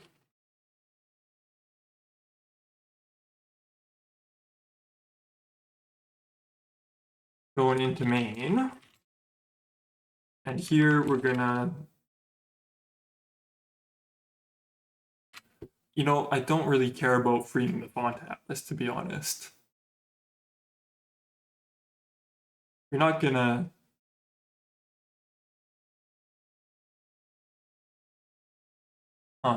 okay, yeah. Yeah, we're not doing that. Freeing the font atlas is a waste of time. Yeah, there's no reason to do that. Delete that function.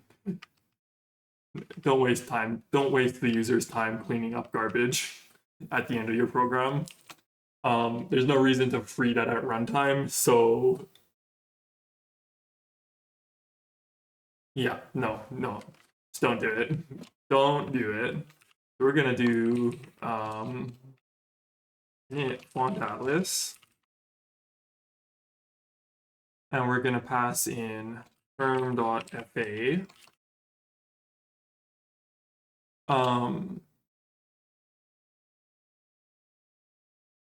Make a. For now, we're just gonna do a static char pointer font paths array.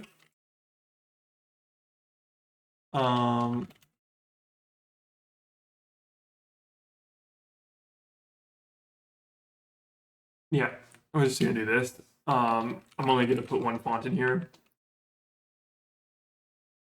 So path such user share fonts go font go mono ETF. Take this exact font. That's all I care about for now. Shove that in there. Font paths, array count, font paths, font size.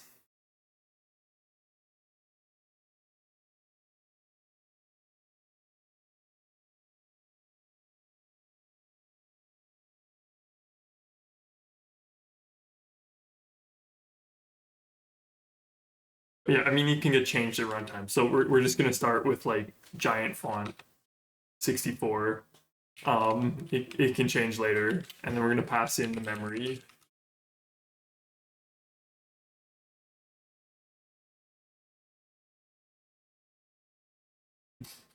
Okay. And T's done, so I will go grab that.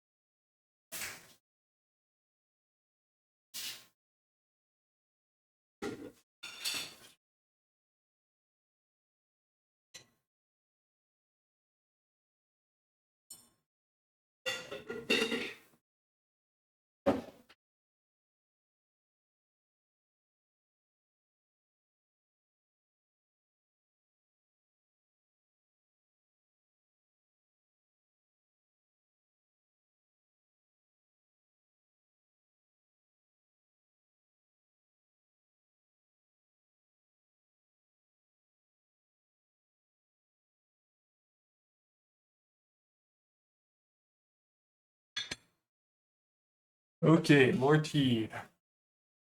Let us go. So let me see here. So we've got this going. We've got a font atlas. Font atlas is initialized. Free type is initialized. Um, what we want to do here is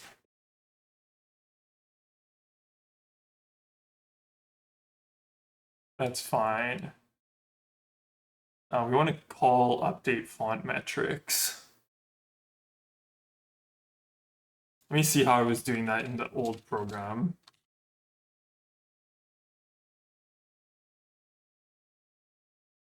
The reason is like I think probably what happened was GPU font update font metrics. Yeah, I see. So here it was in this update font textures. Where are we calling update font textures? In the zoom, at the start of the run loop. Okay. That needs to go in the GPU.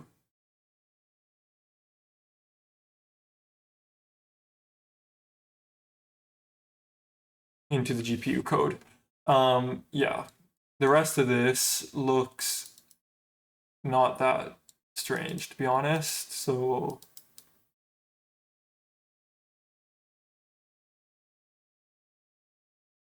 the only thing I'm a little concerned about is to have colored fonts like emojis. I think we can't do like this whole R8 thing here. I think it needs to be the full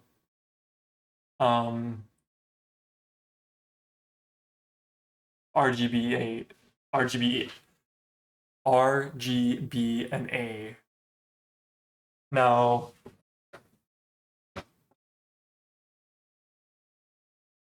we can test that at runtime, to be honest.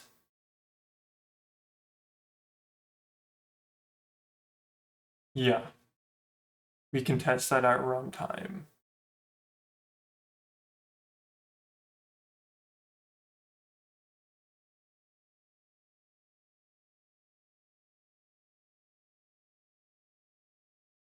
Let's copy this. Close ptgl.c.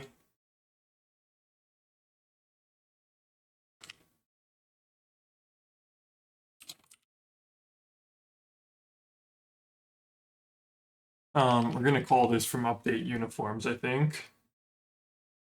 We're gonna resize, then we're gonna call update font textures.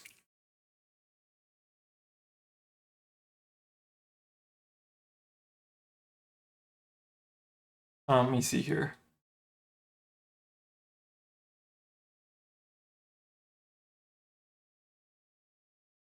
Is that like the most appropriate place to be calling that?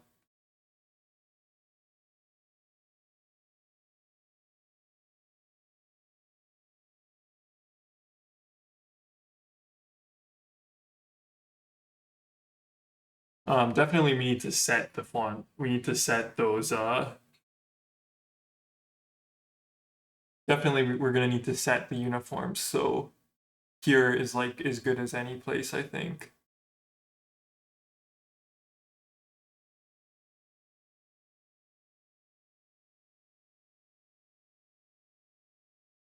So that means that this should take a terminal instead.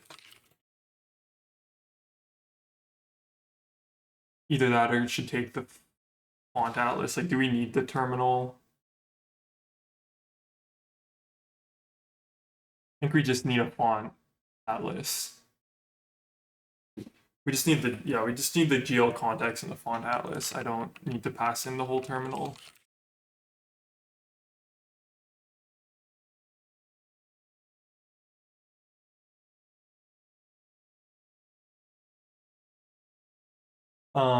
Yeah.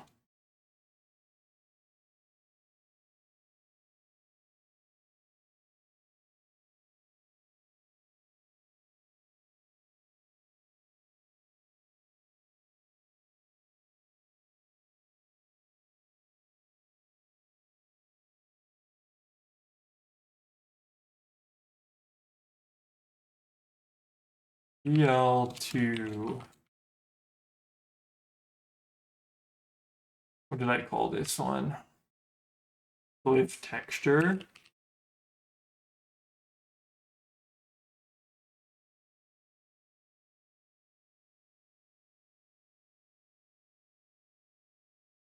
Let's take a look at the documentation for text image 3D.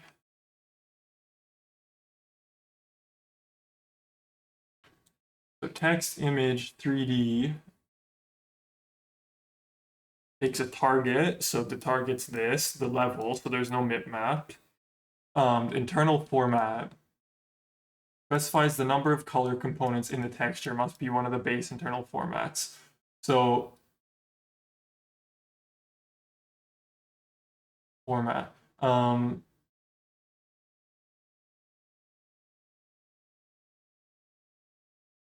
Yeah, so then the pixel data. Okay. Yeah, this is fine. We can go ahead and set the uh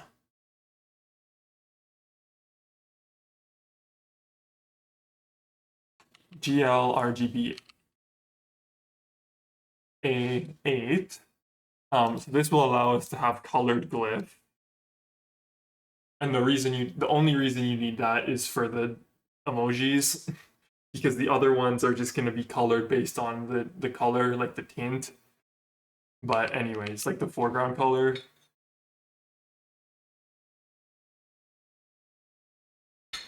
We'll get there eventually.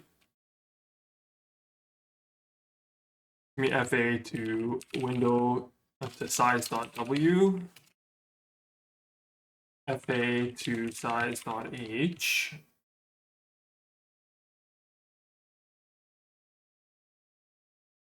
Texture glyph count, we need to define that somewhere. Up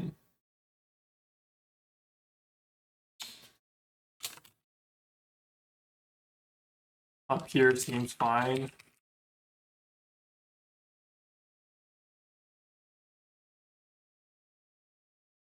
I'm thinking that 128 is probably more than enough.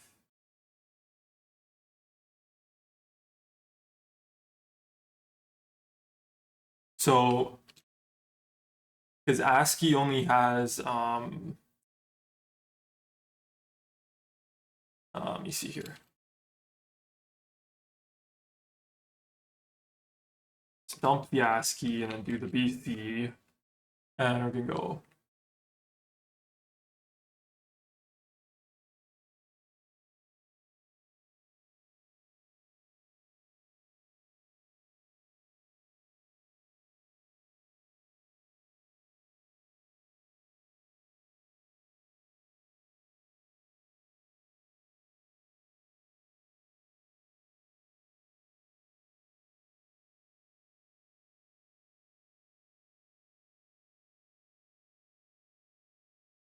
What?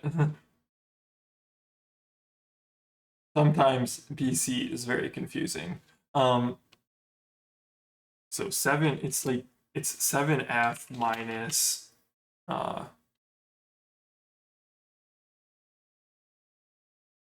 shouldn't have flooded the thing with useless output. It's 7F minus 20.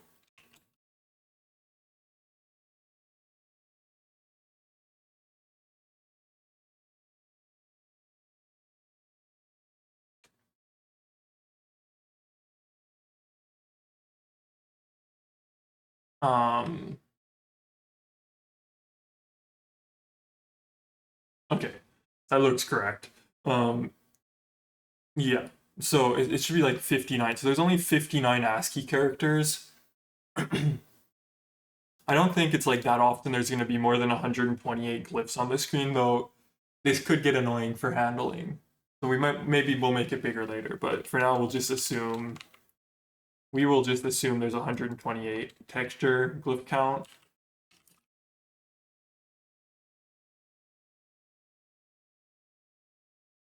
The size is fine. So this is like the font metric size, so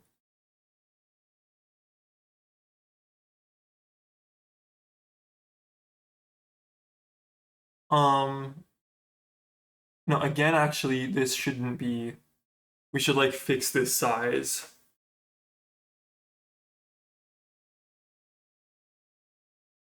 Yeah, okay, yeah. So this metric, this size here, this size metric is the biggest font that was just available, but in the update font metrics, we're only checking ASCII, as far as I'm aware. So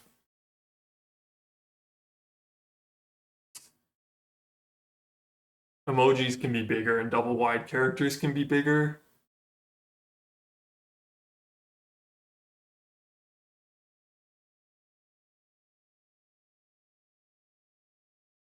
I don't know if there's like a way of setting like the maximum width though for the font rendering. Um,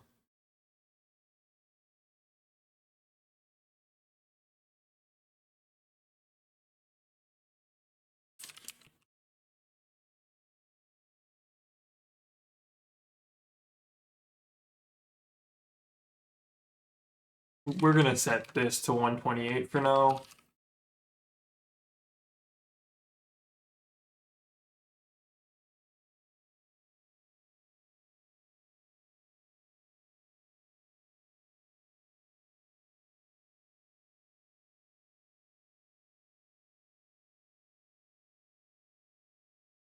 Okay, so see here. So we've got the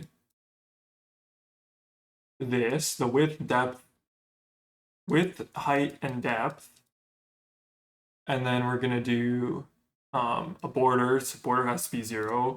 Then a GL enum format of the pixel data. So I wonder if we should make the pixel data the A channel.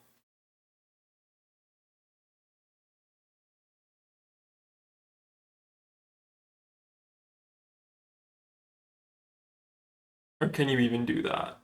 You cannot do that. Never mind. It's the red. It's got to be red. So that's fine. It could be like depth component. I don't know what depth component is. Anyways, we'll just do it as red. And then specifies the data type of the pixel data. So yeah, unsigned byte, and then specifies a pointer. So we give it 0, it will just allocate the space for this. And it will clear it, I think. Anyways. Okay, so then here we're gonna go through, we're gonna loop through all the possible glyphs. And we're gonna do this. We're gonna insert at the top corner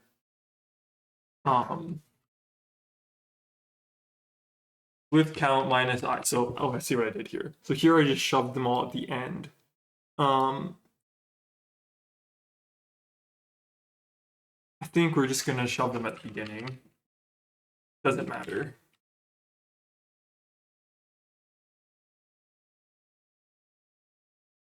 Yeah, actually no, I'll leave them at the end. I'll show you, I'll see why in a second. And then, so then we're gonna have a glyph size, a glyph height, a 1, so it's like 1, it's got a depth of 1.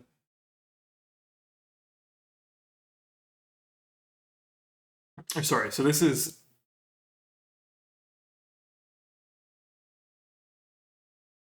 isn't even like valid. Yeah, I don't know what happened here. I mean, it's fine, but probably it should be that. Okay, and then 0 is the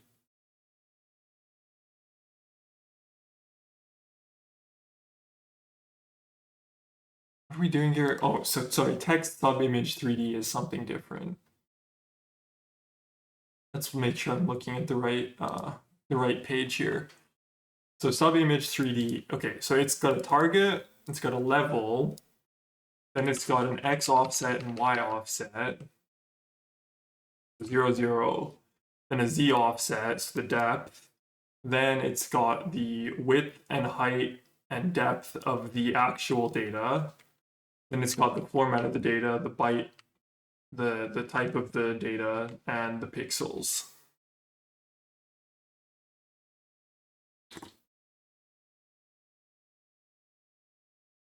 That's correct. Okay, so now we'll have this, and we're calling that when we update the uniforms.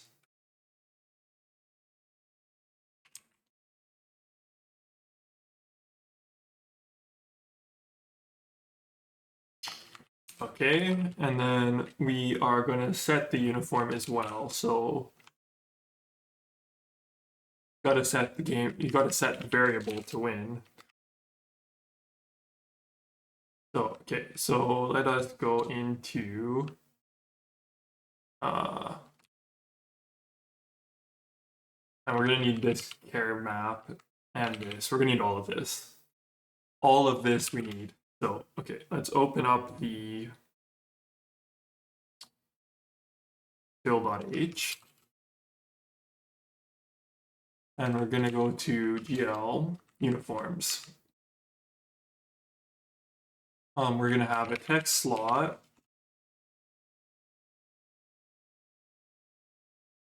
And a char map. And a text scale.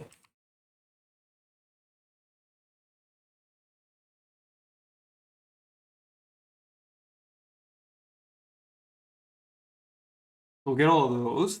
We'll shove those all in. We'll load those all in. Then in here, we're going to go back to the update font textures. Here in update uniforms, we're going to do GL uniform.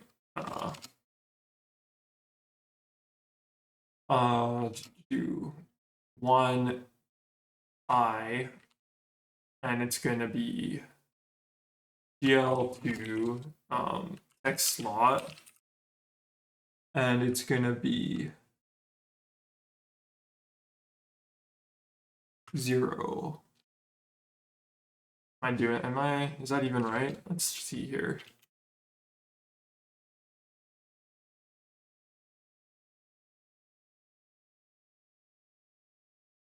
Sorry, where is this getting set? In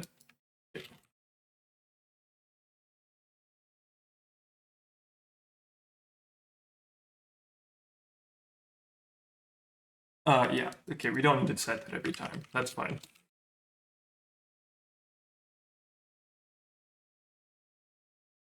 Okay, so we'll do that, and then we will compile, find out where the bugs are. Bug is in here. So there's now 1, 2, 3, 4, 5, 6, 7. There's 7 of these.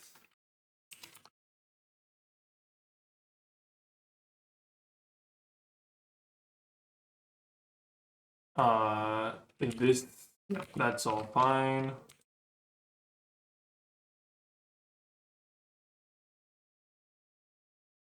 So this should be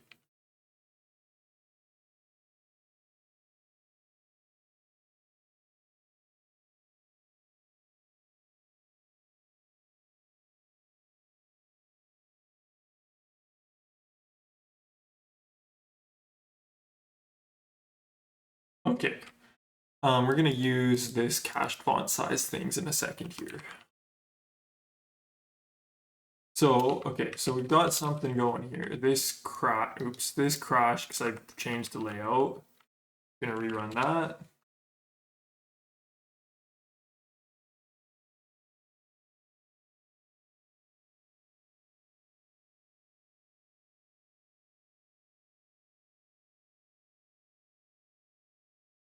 Hello.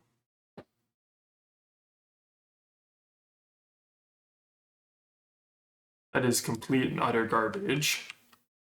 Did I do something out of order in main?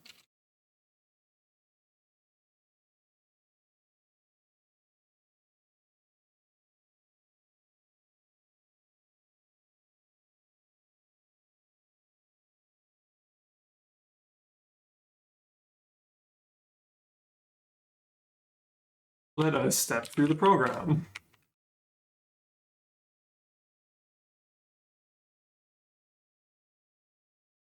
There's our window. Just get out of the way for now. Step in.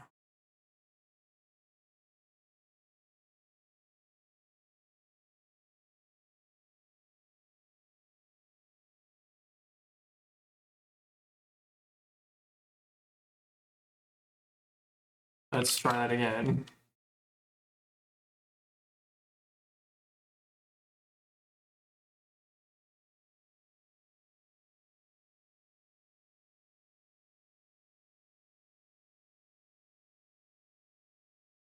Whoa.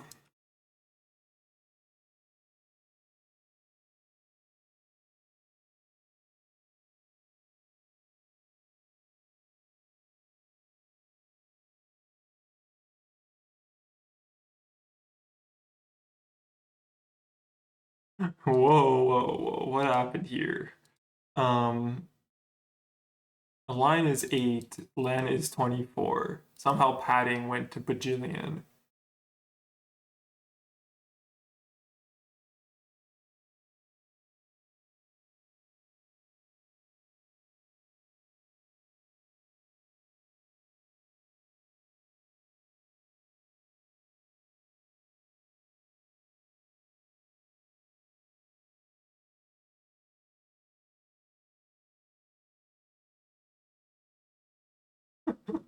What? Uh, hold on.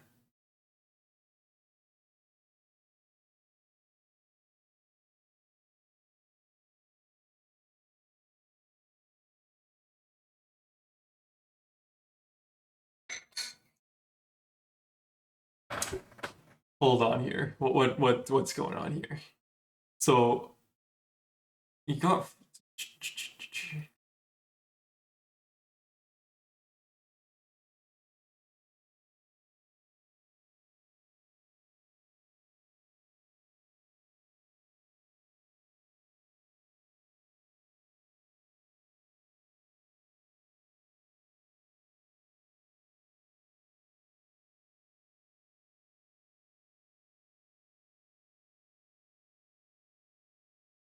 Sorry. So how did this even happen?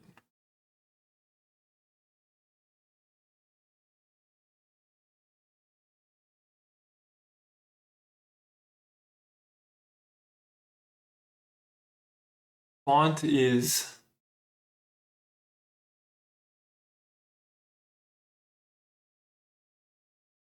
n paths is 1, right?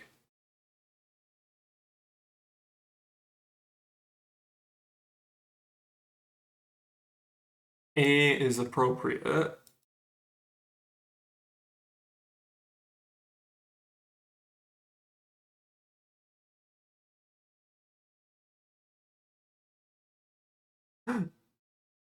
What happened?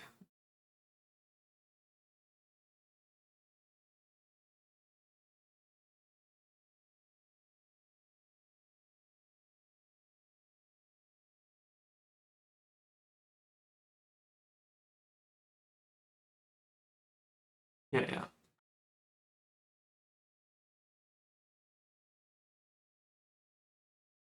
There's clearly like something stupid going on here.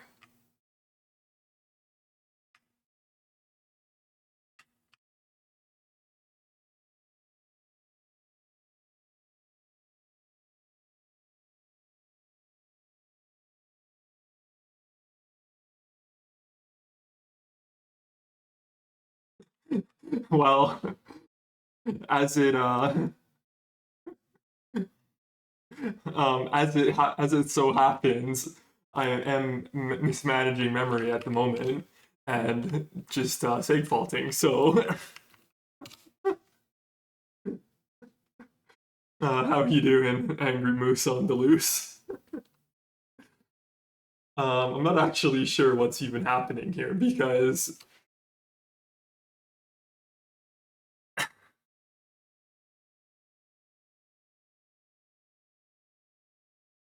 I didn't really want to step into that.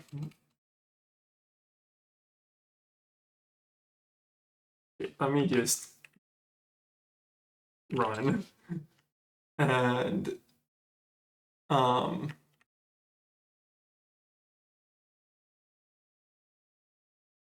kill, no, stab. Okay, so there's no problem there. Step over that. I don't care about the window.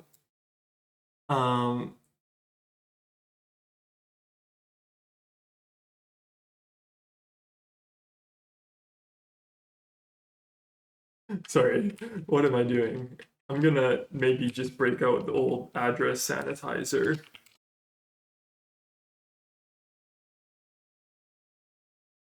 And see what the problem is here.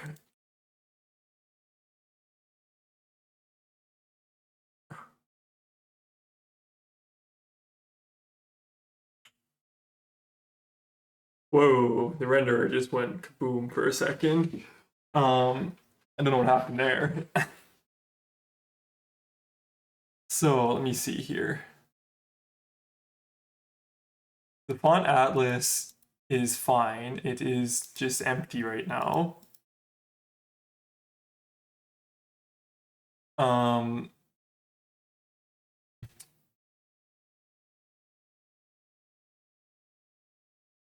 We're gonna do this. We're gonna step into here. Okay, so in here, we've just got the arena. We've got a count of 1.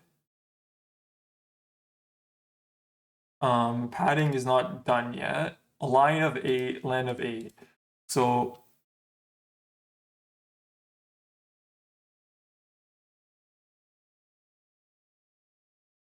oh, you know what? This is, I don't even know how this wasn't crashing before.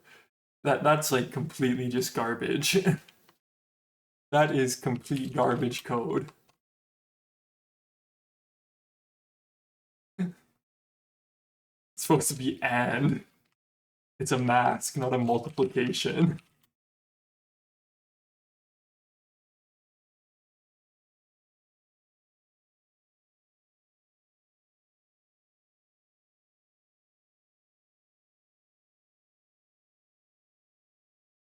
Okay, so now we can probably launch this without sig faulting immediately and get back to the good state, the good time.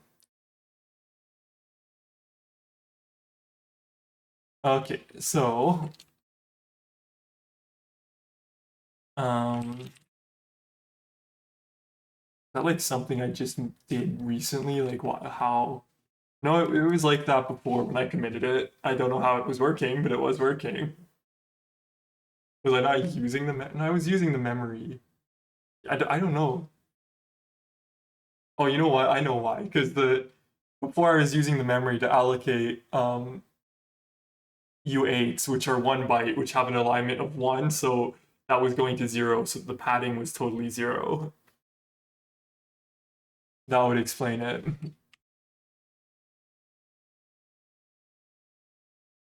Okay, so what do we got here? So we got these. Okay, so we can now draw like a cell with the text in it.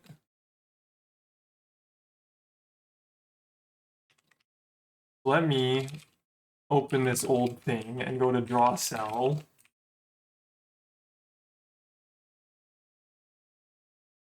There's a bunch of garbage here that is maybe getting kept, maybe not getting kept. Yeah,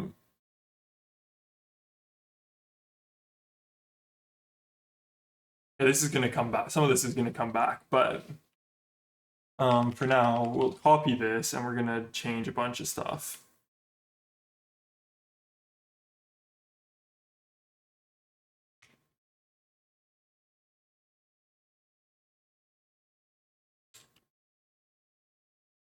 Where's the draw rectangles? Let's change this to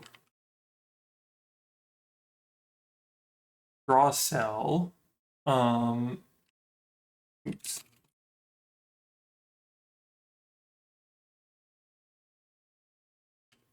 So, okay, But a bunch of junk going on here. So don't have a cell type yet. I don't care. Code point, offset or position. Not going to do any of this.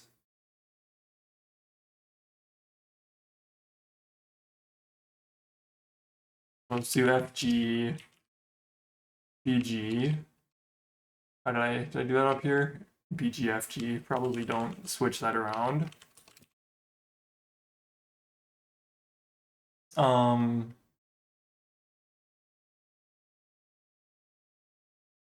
The scale part is still correct.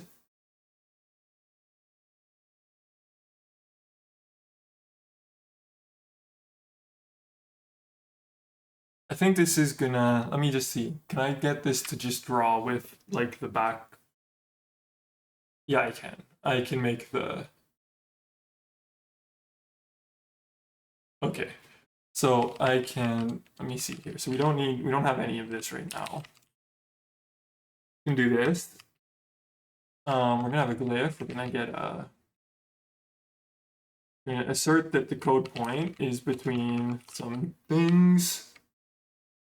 And we're gonna calculate a depth IDEX based on that.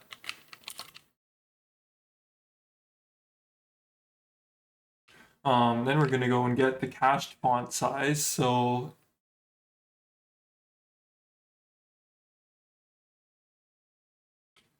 yeah, assuming this code point was already loaded, so it's gonna be ASCII. So we're actually gonna just for now assert. I'm gonna delete this other path for now. Assert that we're between this.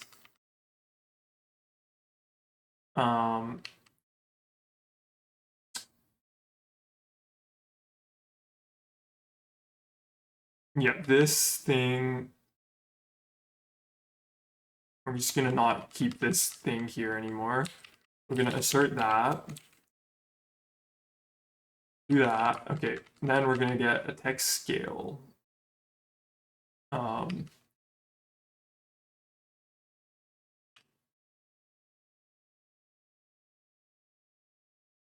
Right, so there's the texture scale, and then there's the vertex scale, which will be like the rectangle size.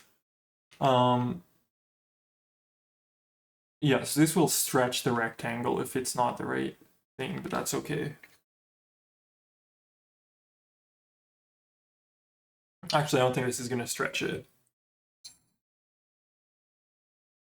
Oh, that's okay. Let us do this. So we're going to take a position.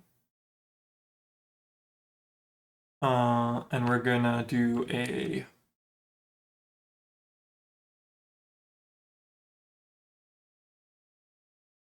That's fine. Let's just start with that. Okay, so text scale. It's going to be a V2. I don't know why I was doing... Oh, I see.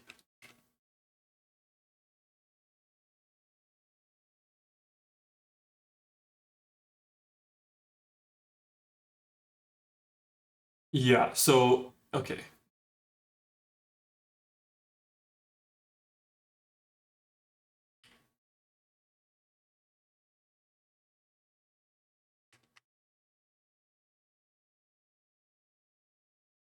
Yeah. Okay, so let's just do this. So the glyph size, the font atlas, size.w and h. We'll scale that up to the glyph size, or yeah. And then the care map is going to be the same for both of those. So this is going to be a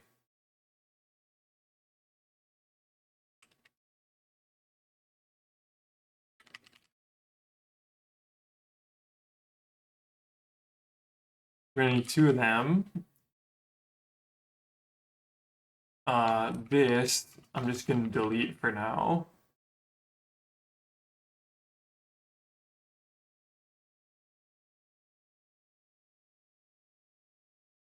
Yeah, we're going to delete that for now. We're going to make the vert size 100 by 100.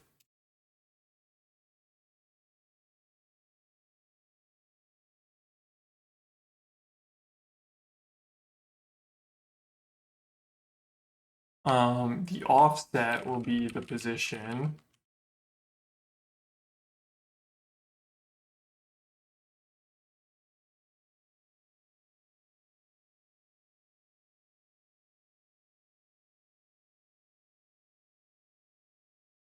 So if you're just wondering why there's two rectangles, there's the background rectangle and there's a background rectangle which is the side which is like the colored part, and there's the foreground rectangle which is the the part that has the actual character in it.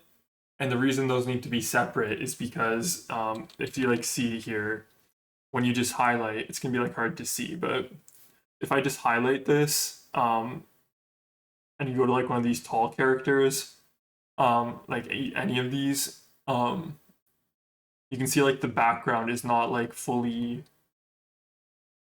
You can see like the edge of the glyph doesn't like butt up against the edge of the background of the cell. So like the cell size is like slightly bigger than the glyph size. Um, and you want to do that because it just looks good. Like it's even easier if I like highlight the cell. So you highlight the cell, right? It's like the reverse color. Um, so you can see like this inner square bracket kind of like has some spacing around it. Um, so that's why there's two things going on here. Okay, so this is going to be the texture positions.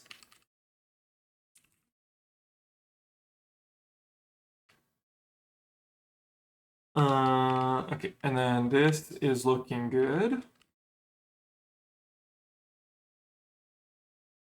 And then for the cell background and the foreground, we are going to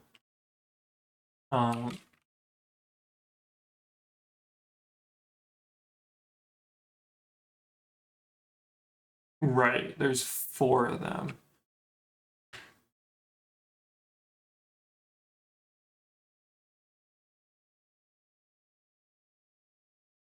There doesn't need to be 4 of them. Why is there 4 of them? Just gonna delete this. Um,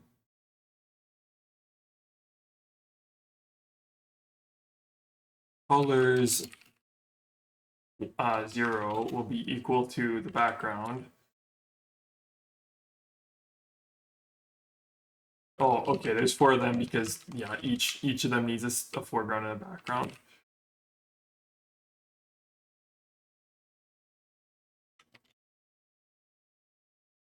Let me just see what this was before.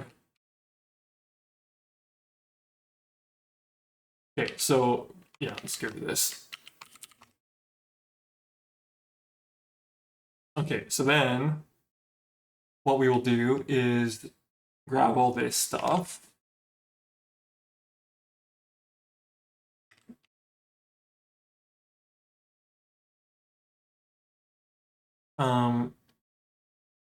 We have the terminal here, right? Not the GL pointer. Yeah. Okay, and then we're gonna do term e to GL dot text color e to GL dot that. We are going to send 2 UV2s, and we're gonna do the colors, and then we're gonna send this needs to be changed t to GL dot care map, and 2 of those the care map. And then we're going to send 2 of those. Text scaled. Yeah, that's kind of annoying. We have to do that.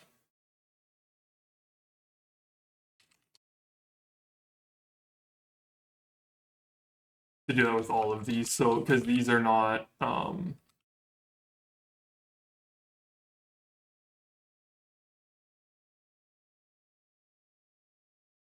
Yeah, we have to just do this because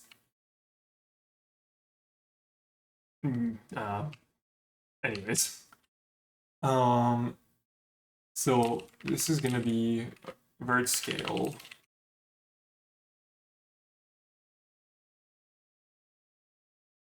And then vert off. Draw a triangle strip to 2 instances. So then what we're gonna do, instead of draw rectangle for this one, I'm gonna make the foreground black. Let's make it 0. Oh yeah, so the foreground will be, I have to make the whole thing 0 except for the red, green, blue, alpha. And then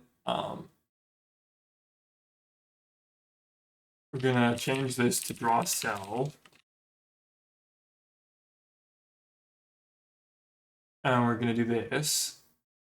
The size is not gonna be updated anymore. And then draw cell takes, let's mark this, draw cell, a code point as well. E.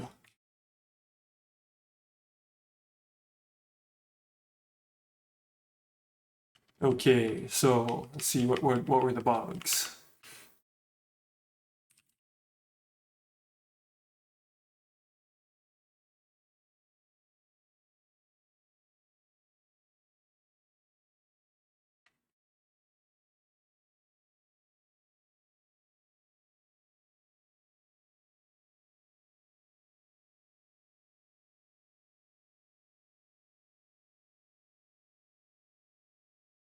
Dot x dot y.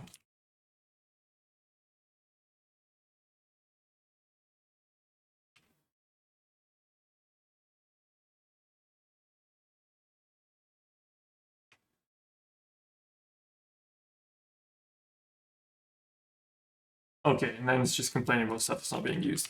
So that's good. The blending isn't set up quite right yet in the fragment shader, so we got to open the fragment shader and edit that one.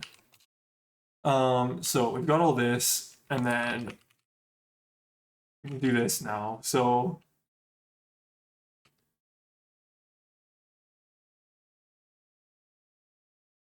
that part is good. Not doing the linear gradient anymore. We're just gonna do the. We're gonna go into the text scale. If the text scale is not 0, we are gonna do this thing. So this should be right.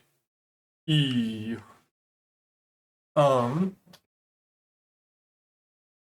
Now, what we want for E, that font size doesn't look right.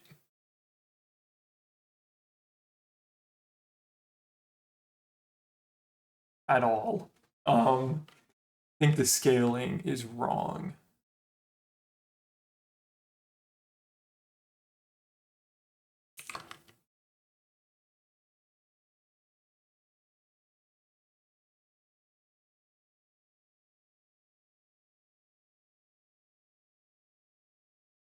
I'm gonna step through this. I had multiple versions of this just open, that's fine. So we're gonna go here. We're gonna go to here and block, wait for that one. So we're gonna run. I'm gonna get rid of that. I'm gonna continue until we get to the next breakpoint. Okay, the thing changed. It's annoying. I wish GDB didn't suck so much, but it does. So we're gonna do that, and we're gonna continue. Get to the breakpoint.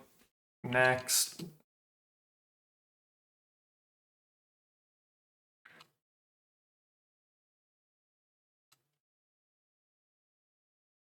Okay, so this is giving us. We're gonna scale down the text size. So what's going on with this? Go up here and put it up here. So okay. It's 3963. And then the width and height of the glyph. What's the glyph? G. G dot size is 3347.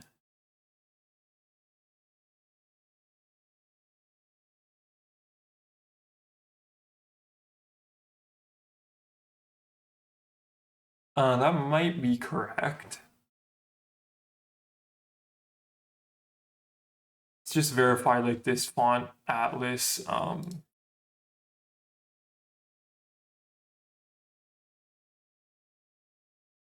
OGL. So fonts and fonts size. Wait, where did the font size get set? Like, I think this is not right.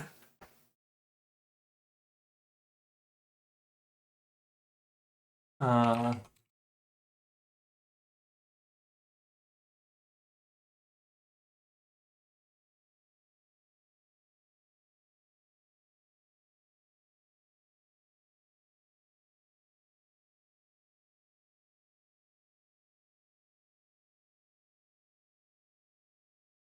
let's get that here, yeah. So the font pixel size. Let's just go to where I did that and set this font. That seems wrong though, because that's like really small.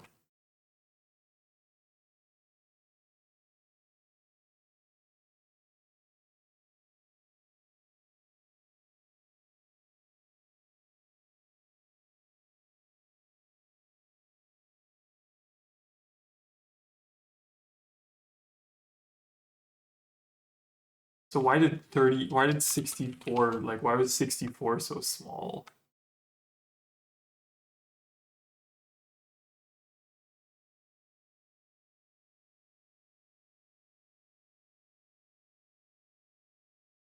Um, let's kill this. Actually, no, okay, so it's probably related to like the vertex thing. That's probably where the problem is. So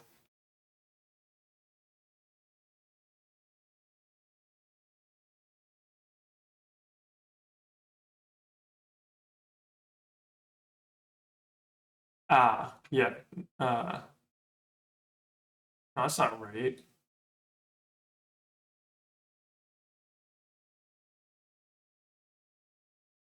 Hold on, is that even that seems not that is right.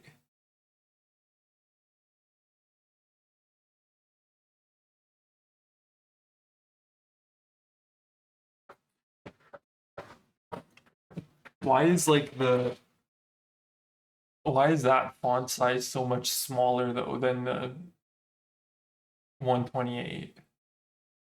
Let's go back to 128 and like overflow the rectangle and see why that is just happening.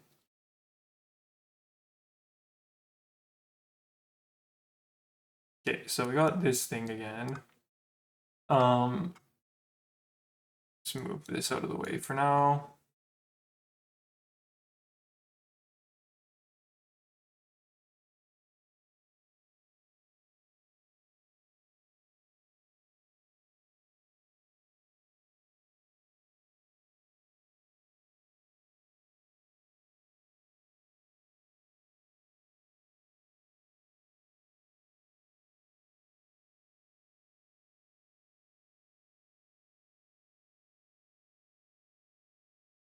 Yeah, why is this so big? Am I like, did I screw something up in the vertex shader?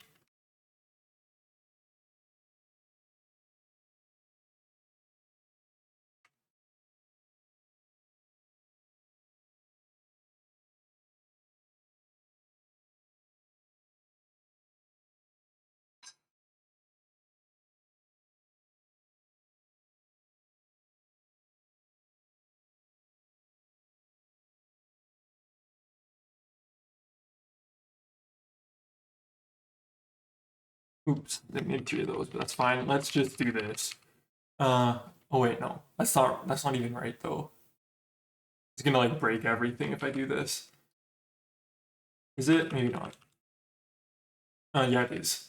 It's gonna break everything. So why is I just need to fix the font scale.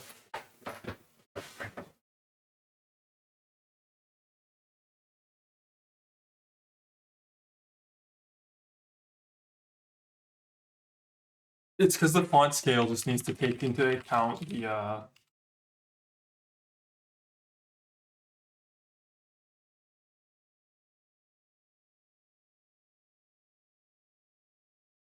like I'm expecting it to be. I think it should be like slightly bigger than this font that I'm just using right now. So let me just go into the. We can just run this.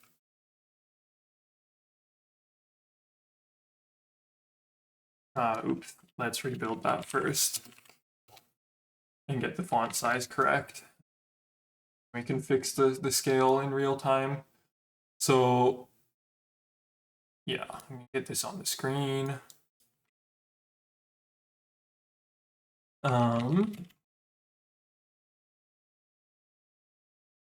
Okay, so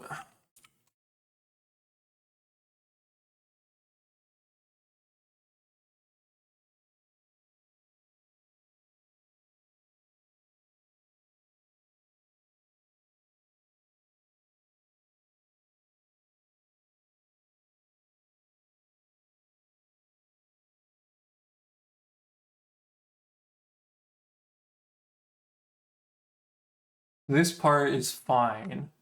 Oh no. This part's wrong. This is actually where the problem is.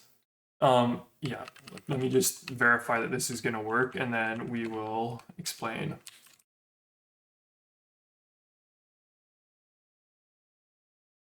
Um,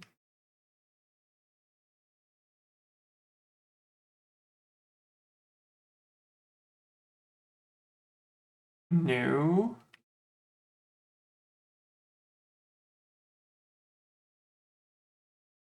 Well, I just completely broke everything. What? What happened? Okay, so there's E.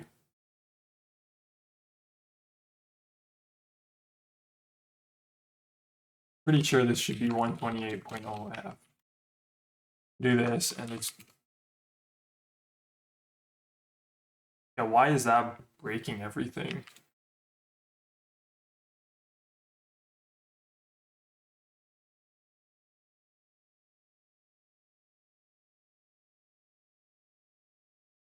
Okay, so let me just think here.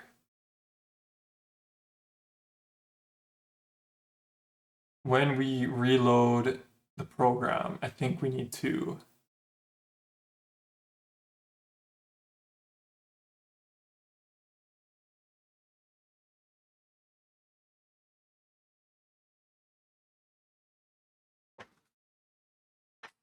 So first of all, this 128F is because that's what I set the font size to for like the glyph. So we're just saying that like the glyph will be the max glyph size will be like 128. So it should be like something like this. This is looking like correct now. But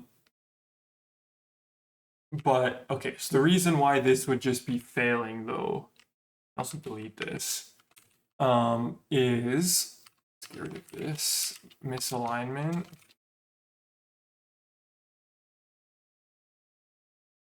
So here, when we update the font textures, update uniforms, what do we have that's getting invalidated?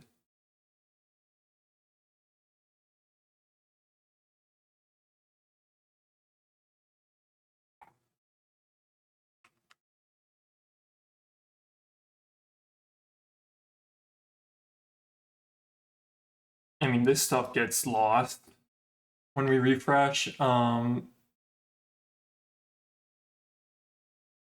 What else is getting lost when we're refreshing?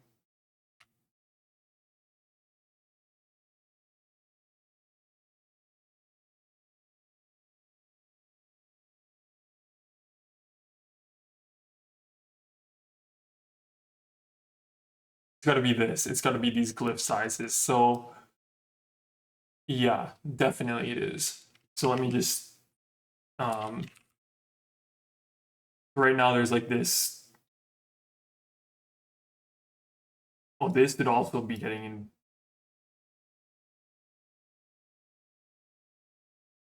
Oh, that's annoying. That's very annoying.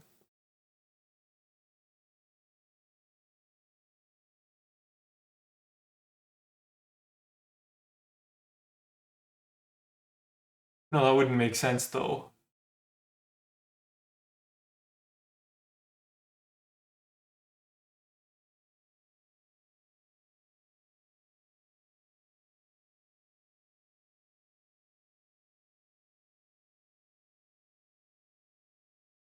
No, it does. It makes sense. I don't even know if this part's the problem. I think it's this part, but it shouldn't be like, okay, I guess that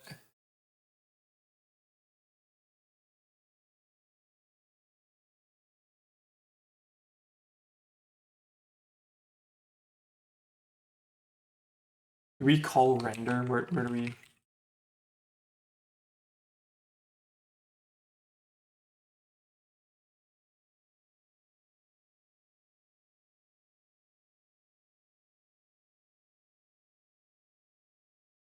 Does this stuff just like return garbage when the? It's possible that just returns garbage when the library is broken. I need to store that library initialization in the main program.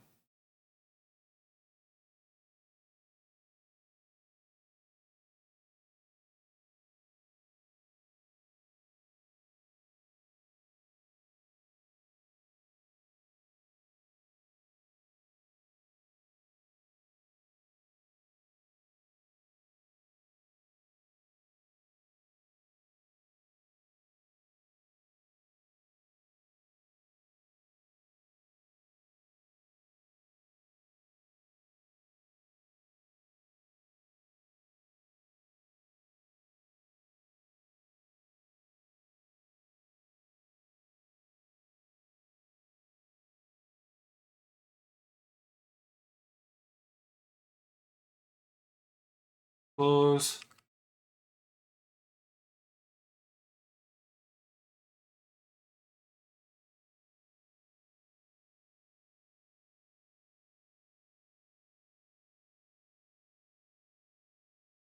That would be an argument for not including font.c there.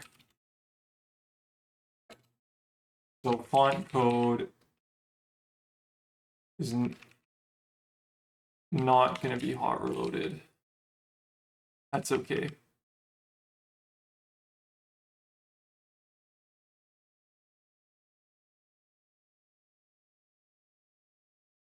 Yeah, this should work fine.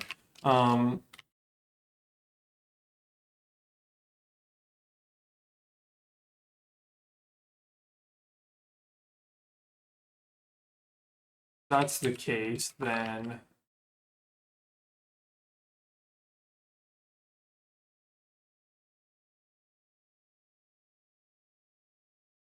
this can all just go back into here.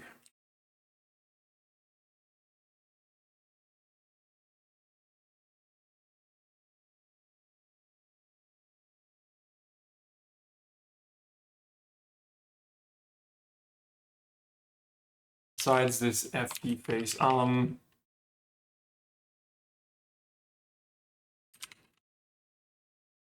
we're just gonna forward declare that.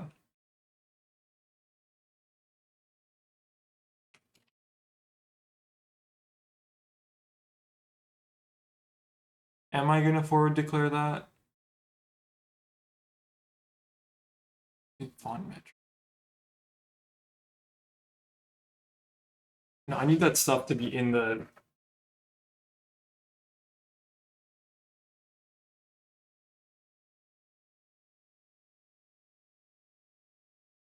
Yeah, I need to set the font. I need the font config library to be in the terminal context. Yeah. That is how that's gotta be.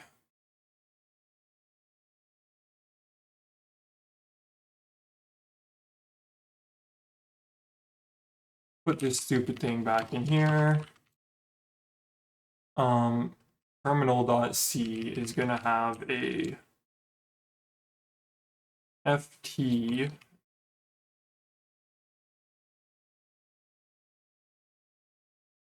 close this, save that, open font.c.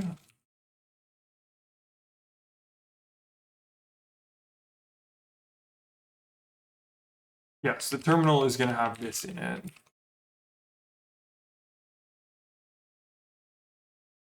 I think this glyph cache doesn't matter. It's just a glyph size cache anyways. Okay.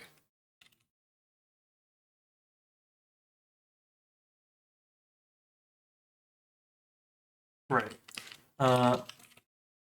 Need to grab that again.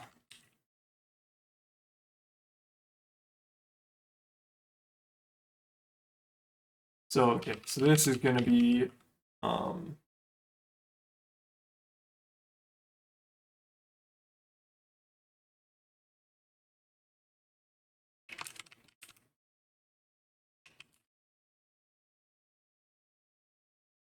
don't want to do that.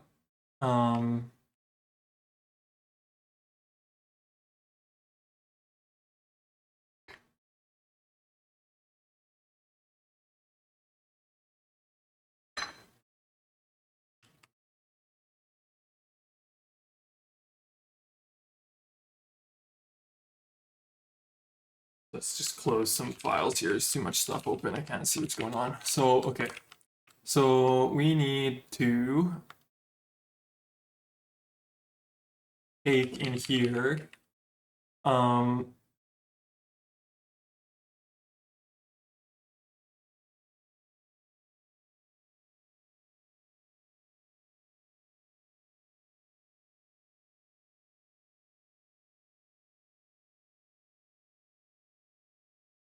gonna be an ftlib pointer. What's it called?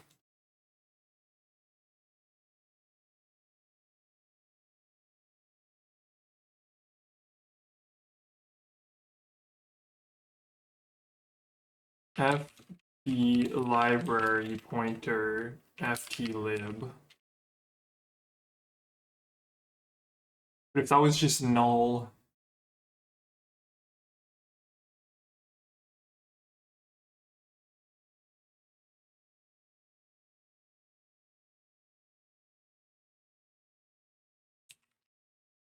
it doesn't make any sense. It's gotta be a double pointer.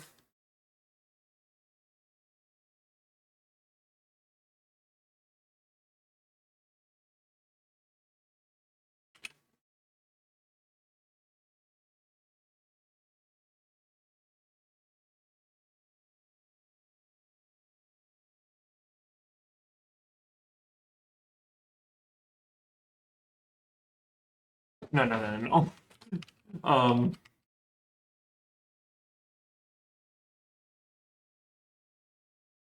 What exactly am I doing here?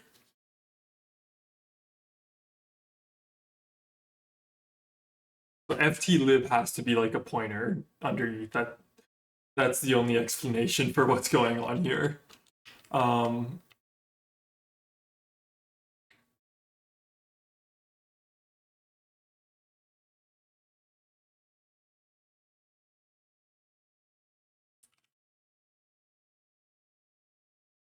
What am I gonna? How am I gonna do this? It can still just be this. It's just, yeah.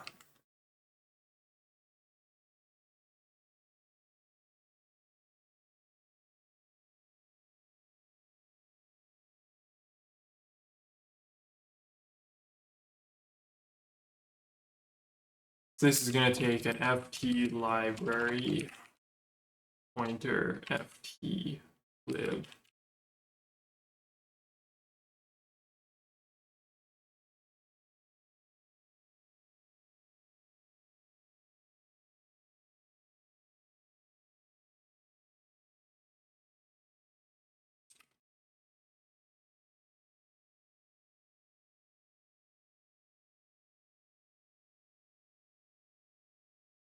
Okay, so if we close this now,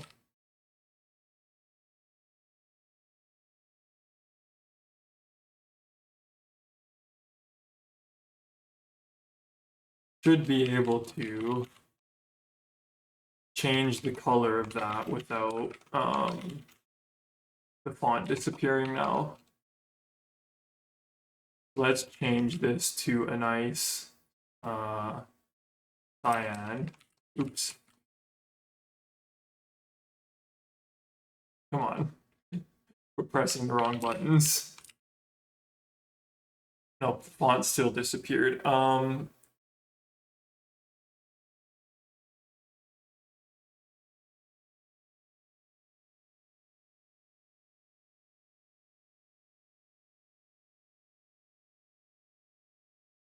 Yeah, that glyph cache thing is the other problem.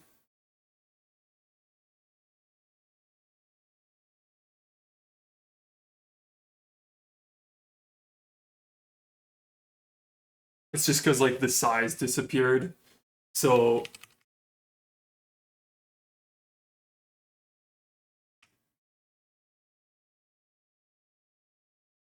yeah, neither of those things can just be static.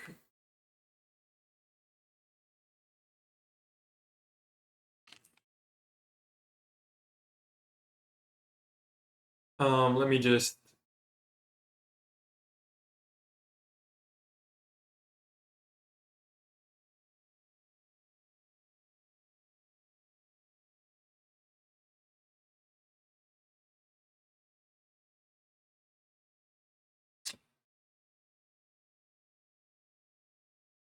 glyph cache and a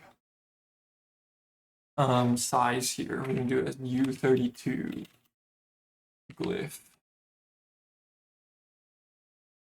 Glyph cache size.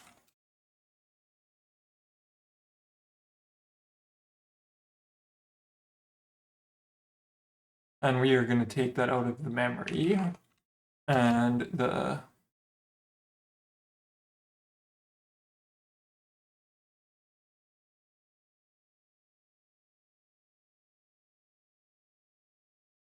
how am I doing here?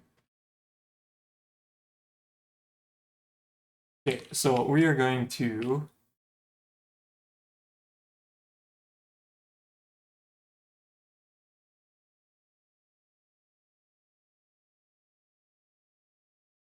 basically go into here.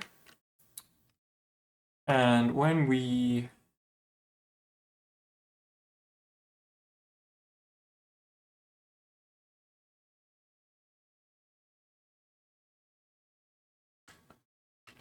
I'm going to change this to take the terminal pointer directly.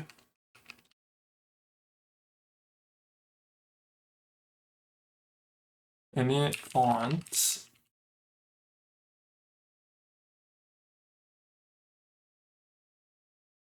And instead of all of this junk, we are going to go here. So we're going to do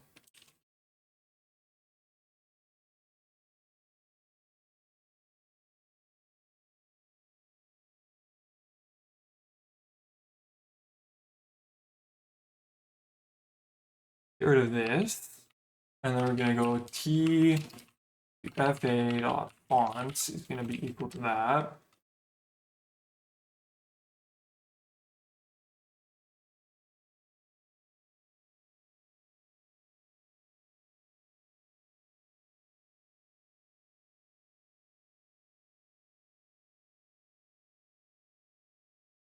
Okay, and then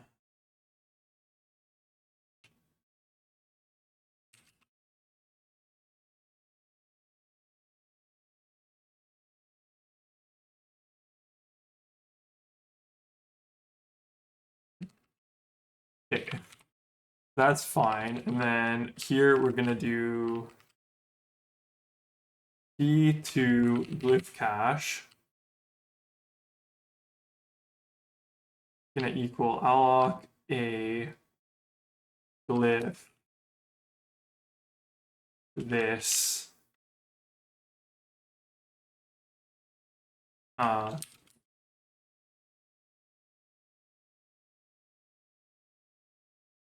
equal that.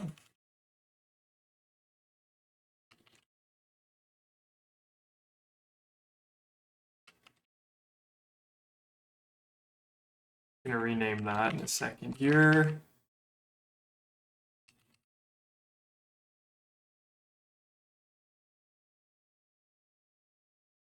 Okay, and then we're going to get rid of this function altogether, I think. It's gonna delete this and open this. What's it called? btgl.c, and then where's the cached glyph size? Okay, so instead of doing that, we are gonna do. We've already made that assertion. We're gonna go here. We're gonna do.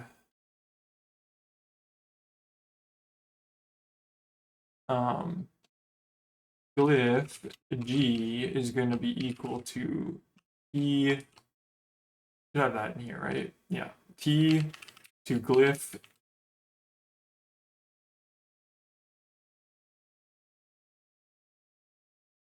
hash cp minus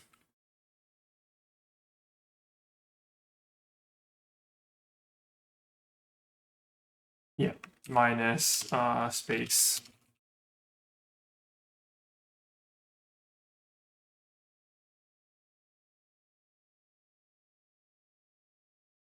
Okay, so that's about right. And then the other thing I just needed was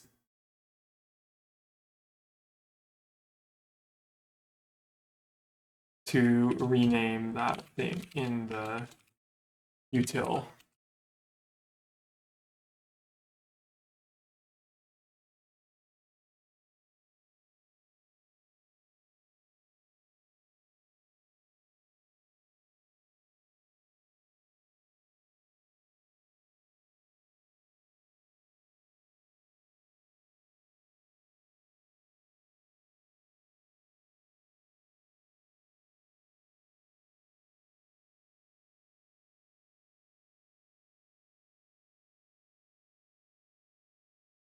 Let me see here. No, it's fine. I don't need that.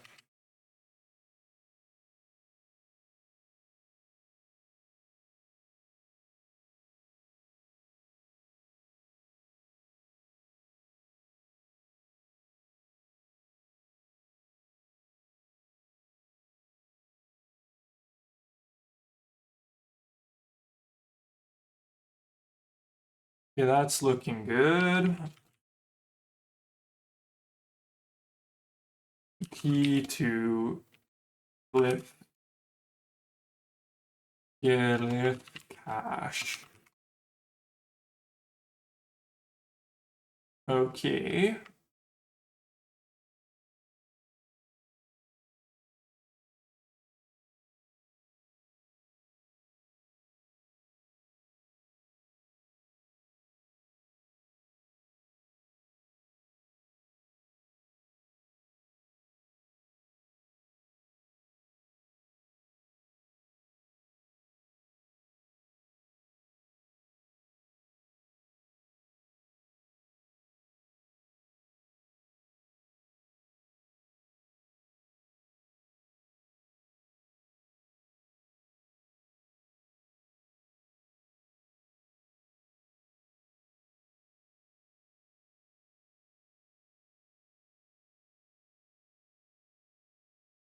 Yeah.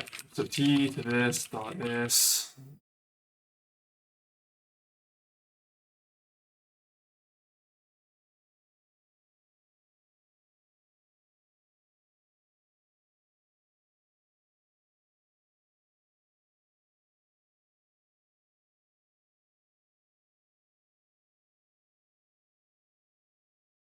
Um,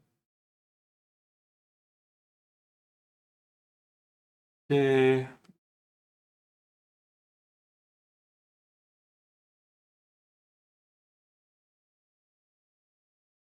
GL2, I'm going to change that to term to GL dot. And then this is going to be term to GL.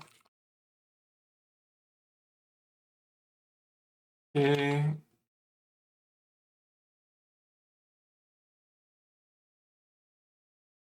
Okay, equal that, load this again. Now we've just got warnings. So if we close this, relaunch, get our E back. And let's change our E back to green. Hopefully it's not going to disappear this time. There we go. So that was a lot of nonsense, but basically when you're doing this hot reloading, if you have static memory that's allocated somewhere, it's not allocated. If you have static memory in your library, it gets wiped when you reload the library. And if you need to use that memory and you haven't refreshed it, then everything's just going to disappear. So that is what happened there. Let us center the E in the thing, and then I'm going to head out. So until tomorrow. Anyways, let us center the E.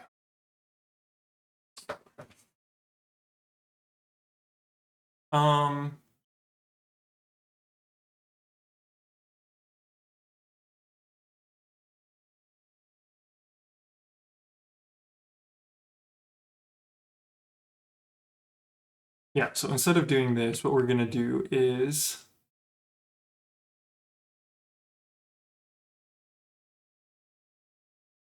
I think it's just like 1.5 times each of these.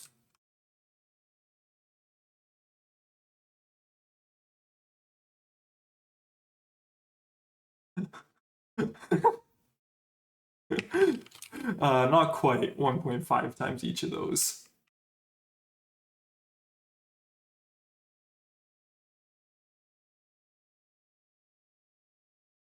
E is having fun. Okay. So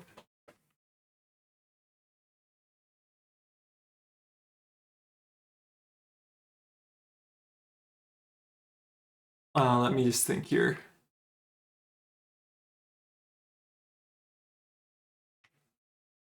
So this is going to give us the bottom of the first one.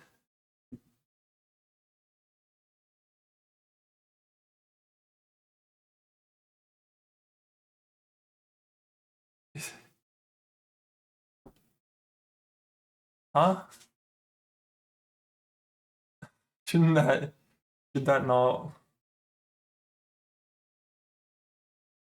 Um,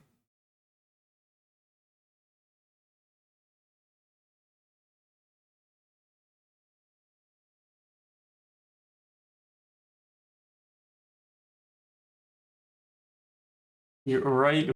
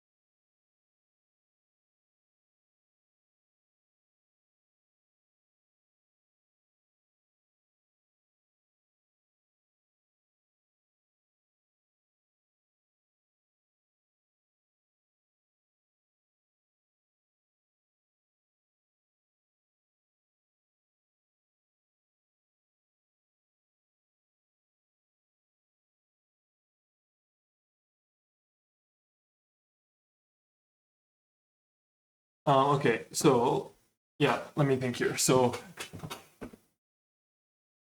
the vertex offset for the texture thing.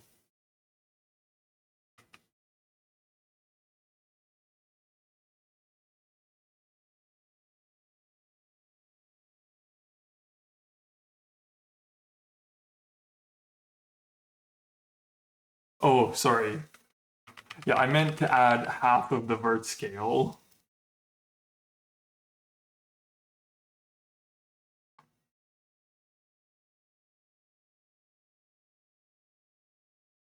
Vert scale 0.x times 0.5 plus, and this would be dot y. The only problem is that there's already like some other offsets. So let me think here.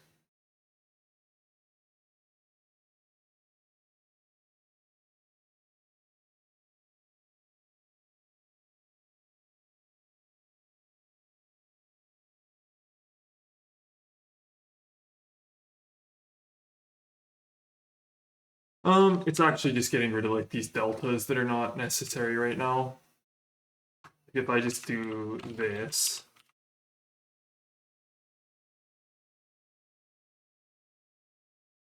I'm gonna need to look at the texture actually in RenderDoc and see what the heck's going on there.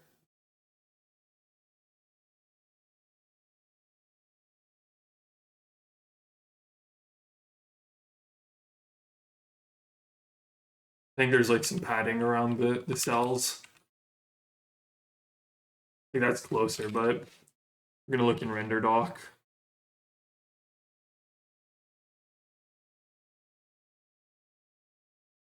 So let's just quickly, oops, close that. Don't ask me why this is broken on muscle or Gen 2. It just is. We're gonna save, that's not what I meant to do. Okay, scared of that. Attach to the window. And we're gonna make a capture and we're gonna close. And then we're gonna go ahead and look at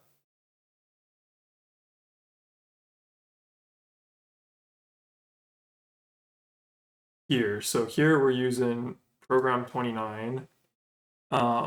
What I want to see is the texture. Yeah, so this texture, we're gonna open the texture viewer. We're not gonna do that.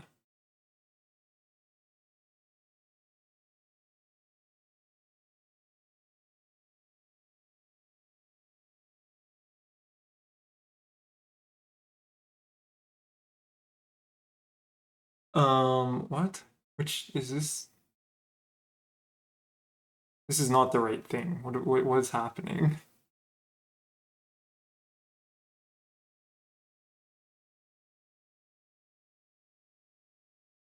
Yeah, it should be this texture.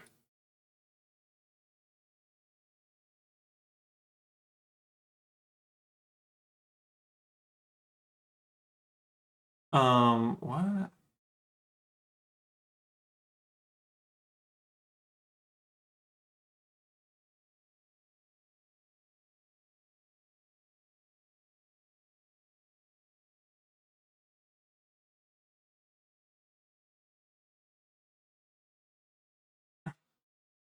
Oh, yeah, I shoved it to the end of the thing. So I is something else, and then if we go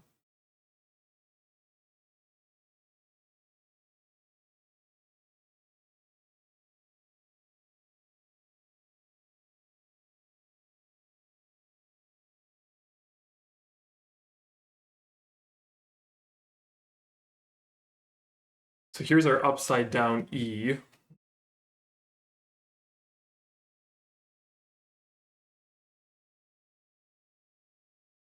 So there's better. Gamma doesn't matter. So okay, so there's our E. upside down,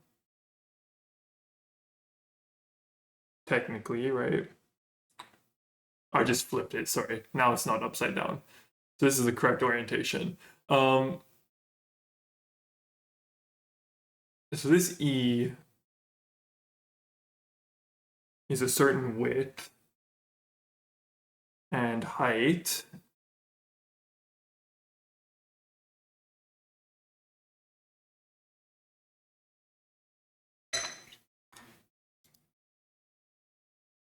And then let me think here. So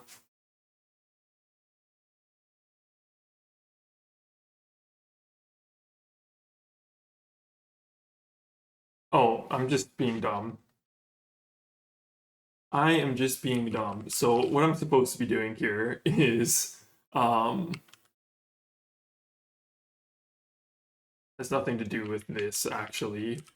It's just what I should be doing is taking vert scale y, so these two things, a minus g dot size dot blah blah blah, and timesing that by a half.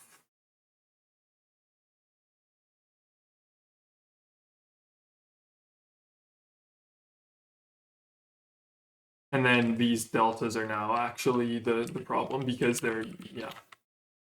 So that's how we can get that nice centered E. So let's take the win here. Yeah, we can add the font dots. We need to add a license notification to that one. Okay.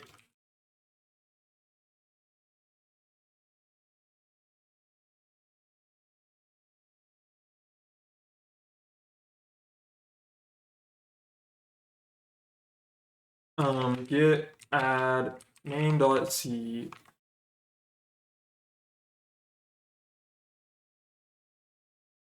Let's just do star.c, star.h.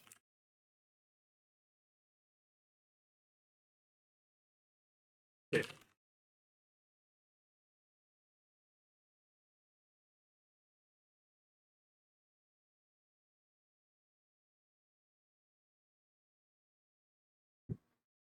All right. Have a look, see at the word count lines.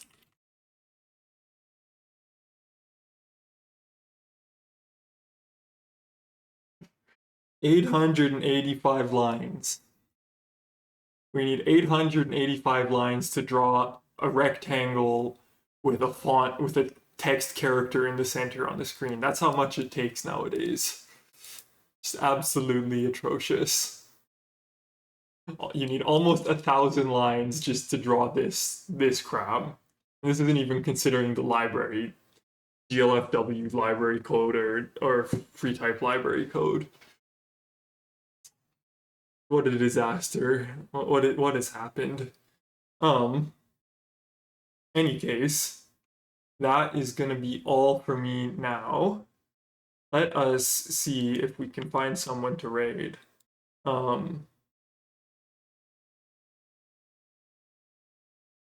Yeah, you know what? This. We will go and raid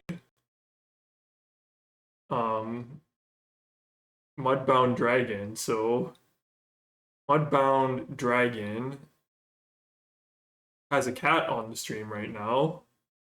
So people happy. And he is working on a oh hello, yeah, hello Arthur. Yeah, I'll probably be streaming again tomorrow and then throughout the week. We've got part of the way. As you can see, there's many lines of code. But yeah, I'm just wrapping up for now. So we're gonna give Mudbound Dragon a raid. So he is, sorry, what I was saying was he is making a game for the Pico 8 in Lua. And he's got some crazy stuff on screen right now. So we're going to go ahead and give them a raid. So yeah, thanks for watching. See you all next time. These headphones on so I can hear what's going on.